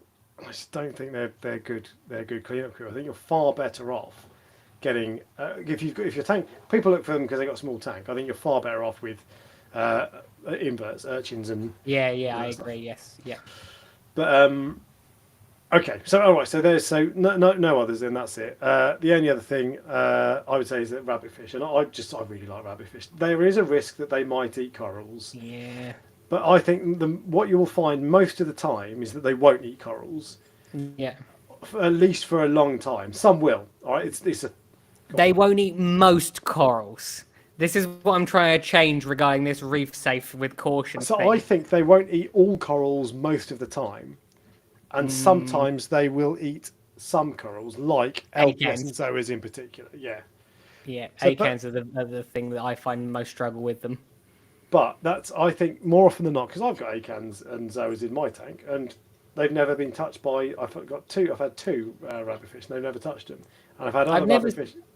I've never seen them eat zoas, but the acans in your tank are very happy, so they probably don't look very appetizing to them. I'm not eating that. Yeah, but I still think, and this is not just on my experience. If you ask 100 people, 90 of them will say good as gold. 10 of them will say absolute nightmares, or I had them for 6 months, they were fine, and then they turned. So it's not that it's not a risk. You've got to keep your eye on it, but in my opinion, it's a low risk. So that's why I like. And they're just. I've probably been really funny audio for a while, and it's in my opinion, it's a really low risk, and I think it's well worth it. I have and they're cool. It depends what type you have. No, it depends what type you have, firstly, because you can get magnificents and bicolor, which absolutely are definitely worse than just a normal one, like the yellow one. That is 100% certain. I've had all of them. And I have one in the coral farm at the moment, just a normal yellow one. It was actually the very first fish I ever bought was a foxface, an all yellow foxface. And the problem I have with this one now is it's too friendly. So my hands are in that tank all day, every day, and all day, every day, it wants to be within a couple of inches of my hands. I'm not joking. It's not frightened of me at all. And if I move towards it, it puts its spines up. I'm like, look, you are doing this, mate. You're coming to me. It's not the other way around. I find that generally they're pretty timid, actually. Yes, normally they are, but this one is very friendly. He's okay. But friendly. He's not trying to attack you, is he? No, he's not. No, he doesn't want to attack me until I move my hand to pick up another coral, and he's like, whoa, mate. Don't get too close to me. Hands where I can see him. I'm like, you came to me. Okay. He wants to be fed. It has associated me with food now. It knows that I'm the one who brings it food, and that's why when my hands are in the tank, it wants to be near me. So, one thing I'll say is, so there's a comment that James, this guy, has a foxface eating zoas, absolutely devours your Artichaeos. What you need to do is, they're mine. What you need to do is buy more Artichaeos. That's true. That's true. If you want some more, you let me know. I'll sort you out. .uk, yeah. So there's two things just very quickly. Like, we're going to do a 9-minute warning for people. If there's any message, any question, because obviously we keep it 2 hours roughly, but if it goes a bit over, as far as I'm concerned, it's fine today. Mm-hmm. If there's any questions we missed, put them in the comments now, because now's the time for us to answer them. And the other thing, someone said a message earlier asking about the coral farm, and if you can come to the coral farm by appointment only. So you can't just turn up, but if you send me an email, I'm down not far. I'm about 15 minutes from Horsham. I'm not going to tell you where I am, because that would be crazy. But I'm about 15 minutes from Horsham, downwards. So, or I'm 5 minutes from Storrington, if you want to Google that. So if you're near enough and you want to come, you're more than welcome. Just send me a message and I'll get you booked in. I just found this really funny. Yeah, I know, I saw that. But okay, so there we go. And this is right. Okay, so there's one last thing on my list, but we'll talk about questions and that sort of stuff as well. Well remembered. So the last thing I've got on my list, and is last on the list for a reason, chemicals. Yes. Last resort. And I mean absolute last resort. I mean, you've gone over all of these other things. You've not just gone, source water's fine. You've bloody checked everything. You've gone over everything. You've tried 100 times. You've been doing this for a year. It's not working. Okay, let's have a think about some chemicals. The only chemicals I would endorse, and I wouldn't be pouring anything into my tank. There are some things like Flux RX, I think is that for algae? Never heard of it. I don't know. There are some things that get a good rap, okay, and that some people will say that they're fine. There are other things that don't get such a good rap. But personally, I would never pour any algae destroying bottle into my tank. But in particular, phosphate RX. No, that's not what I was thinking of. That's lanthanum chloride, I think. Flux RX, I'm sure it's Flux. Anyway, whatever. I've never used it, so I don't know. Blue Life, Flux RX, whatever. The only thing I would put back would be, what's it called? H2O2. Hydrogen peroxide. I've never used it myself, so I'll grab a bottle. I know you've used it. So I don't actually have. Sorry, I'm meant to be filling this in, aren't I? When you, I always forget. The main bottle is downstairs, but I bought these little bottles off Amazon that I put it in. That's what you dye your hair with, isn't it? Whee! But I bought these little bottles from Amazon, and because it's quite intense stuff, there's only 3% hydrogen peroxide. Yeah. But if you spray it onto an offending area on a rock or whatever, or a coral, that is really good. What? No. My face is so expressive that you know. So I've never heard this. Someone just said I'm dosing peroxide for ick. I have never heard of that before. Yeah. Humble Fish. I don't know if you. I wouldn't dose it in my tank. I don't know if you do. But yeah, Humble Fish and Reef talk about hydrogen peroxide for white spot. Yeah. But this is for algae. You've got to be really careful. And by the way, if you're first off, James super chat. And I wasn't sure if you saw that. Says great info today. Also, Ryan, I had an LPS mystery box off you a week ago. It was stunning. Thanks. There you go. See? I try my best to give people in the mystery boxes to give people coral. See, people assume that I do this to give people shit coral, but the reality is, like, if I give you rubbish coral, you will not come back to me. So I try my best to give you the corals that I want that will impress you. So. It's like I'm doing a discounted mystery box at the moment, and people are going, bloody hell, the corals you've sent me are amazing. And the reality is, I just have too much of them. So some people are getting grafted Monteporas, as well as 5 other corals for £75, just because I've got too much of them. Do you know what? So thank you, James. I almost bought a 75 quid mystery box. Did you? The other day. I wasn't gonna tell you, but I thought because the trouble is, my full name. Yeah. So I can't do it surreptitiously and just do it on the slide. Your address. So. Yeah. But anyway, hydrogen peroxide. So Yeah. I personally wouldn't pour this in my tank. I'm not saying you shouldn't, but you should look it up. And with any use of this stuff, look it up. Don't just say Alex said it. I'm going to start dipping all my corals in it. But and I've only started using it recently, but it's very effective. And what I've been using it for is if you've got a frag. I don't use it on SPS. Apparently SPS. Don't take well to it at all, but put in a 50-50 mix of this and saltwater, or 25-75, this being 25, whatever you put in there, put it in a cup with a frag plug in a cup that's covered in algae, put it in there for 2 minutes, then rinse it off and put it back in your tank. Yeah. The frag plug the next day is spotless, and because the algae starts bubbling as you watch it. Really? It is. So for dipping this stuff, for frag plugs for this. New corals, and you've got to be careful. So I dipped a trumpet coral in that, and the trumpet coral didn't like it. It's fine and it survived, but it looked crap the next day. I was like, yeah. But so use it advisedly and Google it and research, and don't say 3 parts to 1 is fine. Check it, and 2 minutes isn't necessarily the right way. But I'm a big fan of this stuff, and it's worth researching. Yeah, I mean, I've actually written down about how it affects ick as well, because I don't know how it does that. But yeah, and that's not just the internet saying it. That's clever people say it does ick. Yeah. So well, so there you go. Any thoughts on chemicals, Ryan? I would try as hard as possible not to do it. The only thing I could think of would be some people use Vibrant. I know for certain issues. The reality is it does work whether you whether you make that face or not. It does work, but you are putting something in your tank. So it bloody better do. Yeah.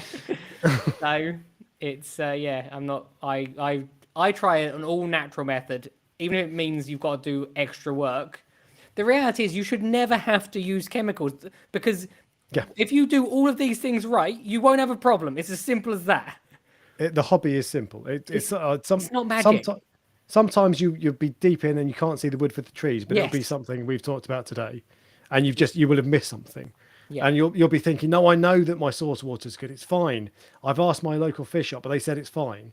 Go back and check, ask what the TDS is, and it'll be 50, and then you'll go, right, okay. Yeah.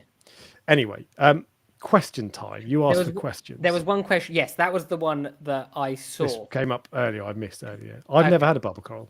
I have had bubble corals. I've actually got some at the moment. Firstly, there's 2 types of bubble corals. You get bubble corals with the big bubbles on them, and you get bubble corals with the small bubbles on them. They're both referred to as bubble corals. I'm always honest if I don't know the answer to something. But what I do know, generally speaking, corals usually of the same LPS type can touch each other, as long as they're the same type. What do you mean, same LPS type? Okay, so all Trachyphilias, fine. Cataphilias, fine. Acants, fine. Chalices, fine sometimes. Chalices, with chalices, they're a very broad group that is named as chalices, but the reality is they're actually completely different species. But we don't know that they're different species unless you look at them as their skeleton's different. But that's why some chalices will grow and they're fine, and some chalices will kill each other. The reality is they're just two different corals. It's not a chalice; it's something else. Yeah. No. Tidal Gardens talked about that. Frog spawns, all fine. Torches, fine. Don't put them together. Yeah. So you see what I mean by, generally speaking, Acantophilia, Scollies, all these things, they can all touch each other. I believe that bubble corals are probably fine to touch each other if you've got the same ones, but I don't know for sure because I've never actually done it myself where I put two together. There is an exception to this. Lobophilias want to kill each other. Maybe not all lobophilias, and maybe you might have different. So some things are referred to, some are lobophilias and some are symphilias and stuff like that. But I know for a fact lobophilias are some of the harshest corals that you can get. That's partly because the orange lobo is not a lobo, actually. No, I know, yeah. It's something else. When this is a Jake Adams thing. Yeah. Well, when you're importing corals, sometimes they come in as lobophilias or symphilias, and you look at them, you're like, that looks completely different to all the other lobophilias I have. So what actually is that? And there's all different corals, which there are corals that are in the hobby which are referred to as a specific coral, like a chalice coral, for example, which ends up not being a chalice at all. Yeah, for sure. So yeah, that's what I would say in answer to that question. I believe that there's a high chance if they're the same type that you'll be fine, but I'm not guaranteeing it. Okay. We'll come back to a couple other questions. First off, H2O2, hydrogen peroxide, 2 minutes, 50-50 solution with zoas. I would be absolutely comfortable dipping zoas, particularly if you take them out of water and they fold away. Yeah. Zoas are absolutely fine. Again, but Google this. There's loads of people who've used, this is not a new thing. Yeah. And there's loads of people, but it's just, I'm going to, at some point when I've had enough experience with it, I'll do a video about it. But peroxide, I use hydrogen. Lots of people talking about hydrogen peroxide. Here we go. What would you recommend an ideal phosphate level for coloration in an SPS tank like Alex's? Lots of mixed theories. There's a good reason there are lots of mixed theories. If I was going to say like what you're meant to say, it would be like 0.02 to 0.03. But the reality is, I know your tank's much higher than that. so it can work at much higher levels, but it's about acclimating the corals over a period of time to those levels. I think the right answer for most people with SPS particular is probably around the 0.05, a bit lower, whatever, 0.03, that kind of level. My tank is probably 0.3, so 10 times as high as it should be. Is it? But yeah, 0.25, 0.3, something like that. It's been much higher. Yeah. And I'm working on it to get it down though, but it looks fine. And some of the corals don't just look fine; they look fantastic. I'm amazed you have it's probably because you have such high light. The coloration on your tank is so good for levels that high, and I think it's the light levels that do it. I've not got masses of my par isn't that high, but it's not like 600 par. Well, I'm sure it was really high at one point. The video you're referring to is the one when the Senai was reading double. Because it was saying I had 600 par on the sound bed. Yes. There's no way I've got 600 par on the sound bed. It was something like that, yeah, I remember. But I think it's more likely between 300 and 400 most of the tank, maybe a tiny bit higher. But I'm trying to bring my phosphate down because there are some corals in my tank, and this is just the way SPS are. They're just bastards sometimes. But there are some in my tank that just don't look good, and some are showing classic signs of poor coloration, which I would associate with phosphate.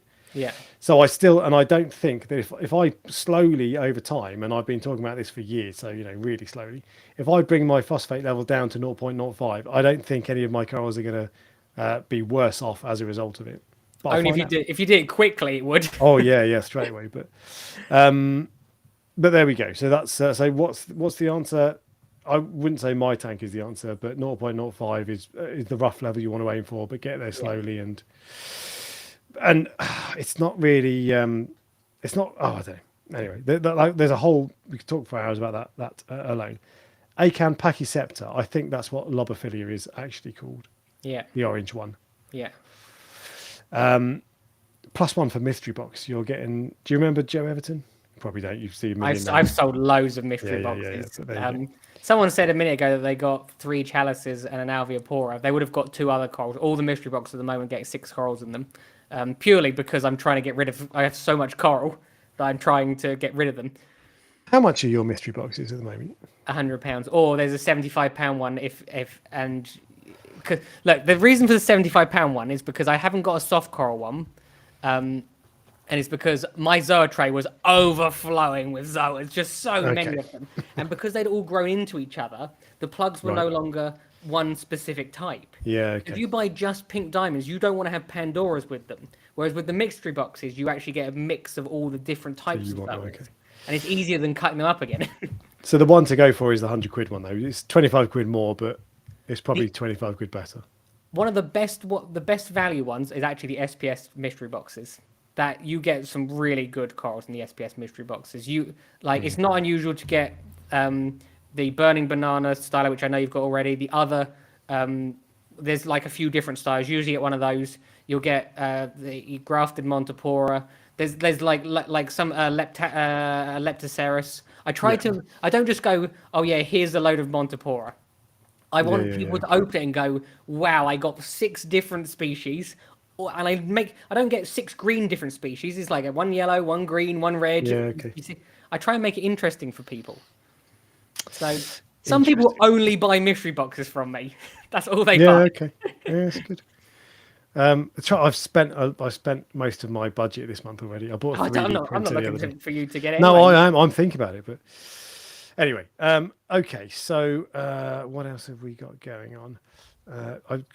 Questions we were inviting, weren't we? Here we go. So Rebecca Sarson, I have a 6-month tank and really struggle with cyano. Lights off and it clears up, but fish seems sad. 2 days with lights on and it's back. I have a brown tank, sea urchin, snails. Is it just the ugly stage? I mean, a lot of questions to go through. At 6 months, it could still be the ugly stage. Yes, absolutely. But there are a lot of questions involved with that. For example, what are your nutrient levels, which is a big thing with cyano. You know what? I think I've only had cyano once, and I corrected my nutrient levels, which were out of balance, and it didn't fix it at all. And I tried that for months, and it didn't do it. So I feel like nutrients are the sort of thing that it causes it, but it doesn't necessarily fix it when you get it back. Yeah. But that's the first thing to do is test your nutrients and make sure they are roughly in the right order, you know. There is a chemical for cyano which does work. Chemically? Absolutely. Yes, I think that's it. Yeah, there is one that does work. So before we get to that stage, get your nutrients back in check. I don't think that will change things, but you should do it anyway. Yeah. Which they might be fine already. Flow. Cyano does not like flow. If you bump up your flow...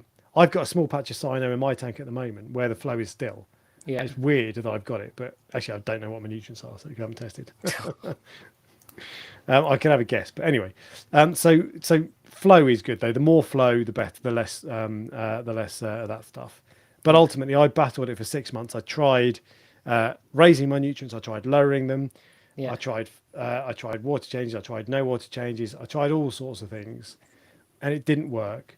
And I ended up using ChemiClean, and it cleared it. Yeah.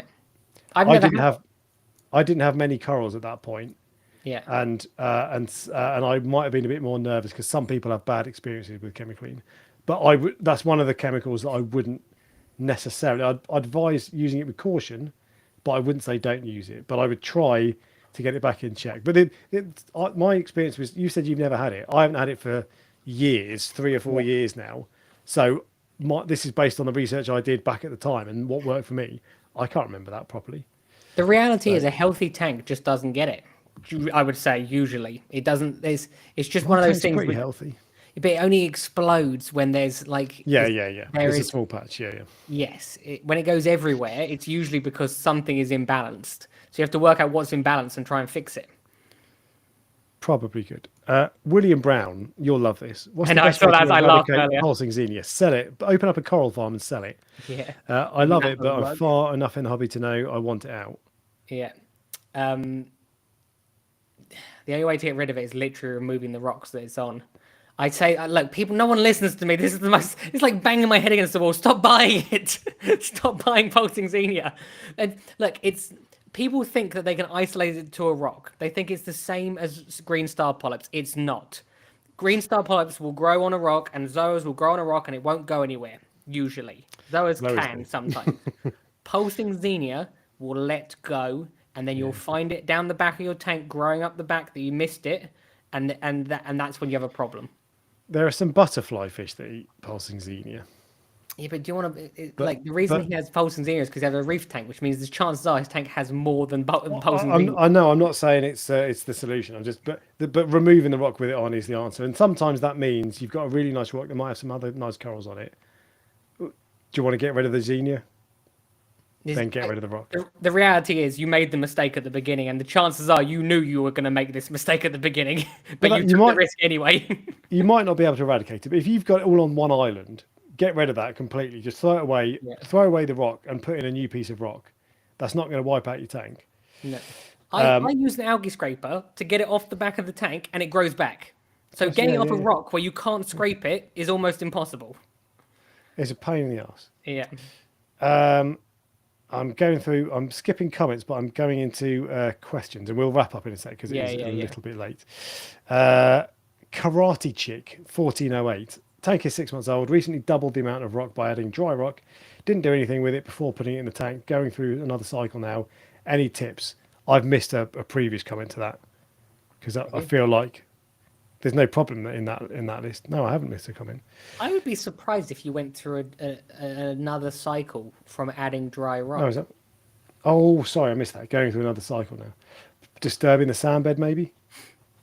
It's only because, although, if it's man-made rock, it's said that that they do leach phosphates. Apparently, I don't know for sure. I've never tested it myself, but. What do you mean by going through a cycle? By the way, Karate Chick. Yeah, is like a new. When you say that, what I think you mean is you've had a spike of ammonia, not actually because you don't actually go through the cycle again. I think that you're thinking phosphate though. I think she's probably had a load of nuisance algae or something like that. Yeah, silicates. Yeah. Okay. Listen to the what we said in the last 2 hours. Yeah, that's what it is. So I've just put a new piece of man-made rock in my tank. Just replaced an established piece of 4-year-old rock. Yeah, and I know it's starting to get covered in algae, like the brown dusting. Yeah, I'm going to ride it out it'll be months before I start to worry about it. So if it's not been long, I'd ride it out.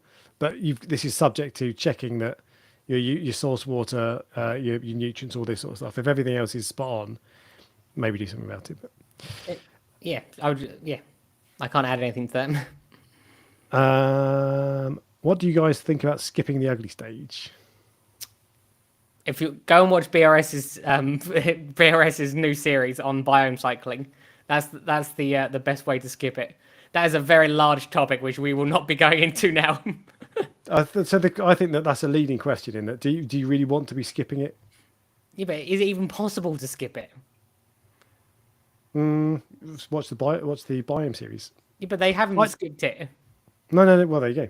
It always comes back and haunts them in what you can postpone it and then it comes back later, or you can have it at the beginning and it goes away quicker.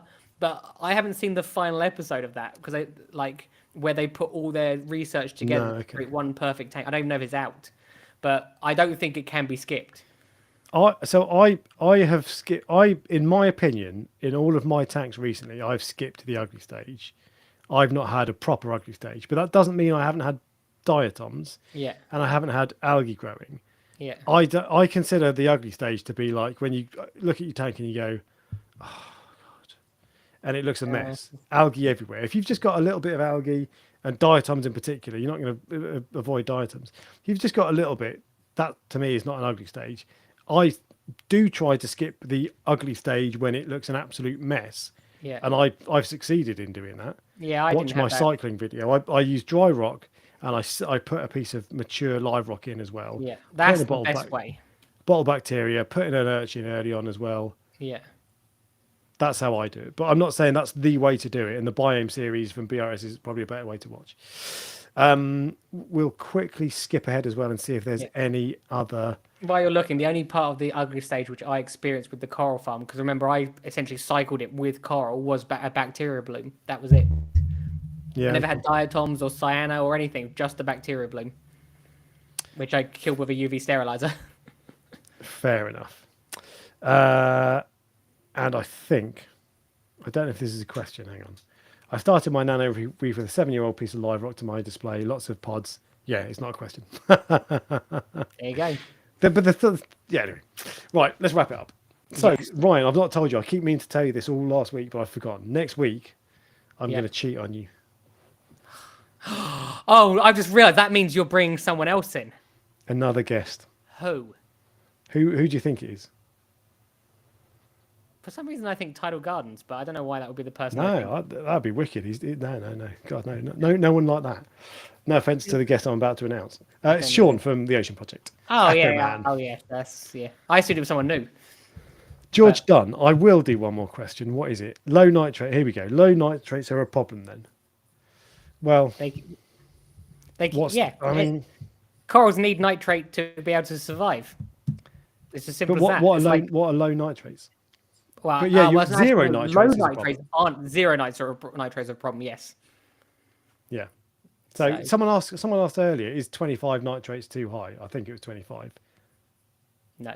If everything looks fine, if everything looks a mess, might be one of the things I might think about adjusting. But if everything's fine, cool. I'm happy with that. 10 is what I usually try and keep mine at, between 5 and 10. Again, exactly. So I was if I could press a button, 5 to 10. Yeah. And I'd have phosphate between 0.05 and 0.1. Someone says this is going to be a 3-way. It's not going to be a 3-way, no. No, I've been. But yeah, it'll be Sean from the Ocean Project. I can't remember what we're going to talk about. Okay, I'm just never going to come back again. I know. I think we're going to do a Q&A session. But anywho, we'll wrap it up. And thank you all for joining and all for your questions. I'm sorry we missed them all at the start. I think we answered like 10% of them at the end. But yeah, cheers for watching, guys. And I'll catch you all next week. See you later.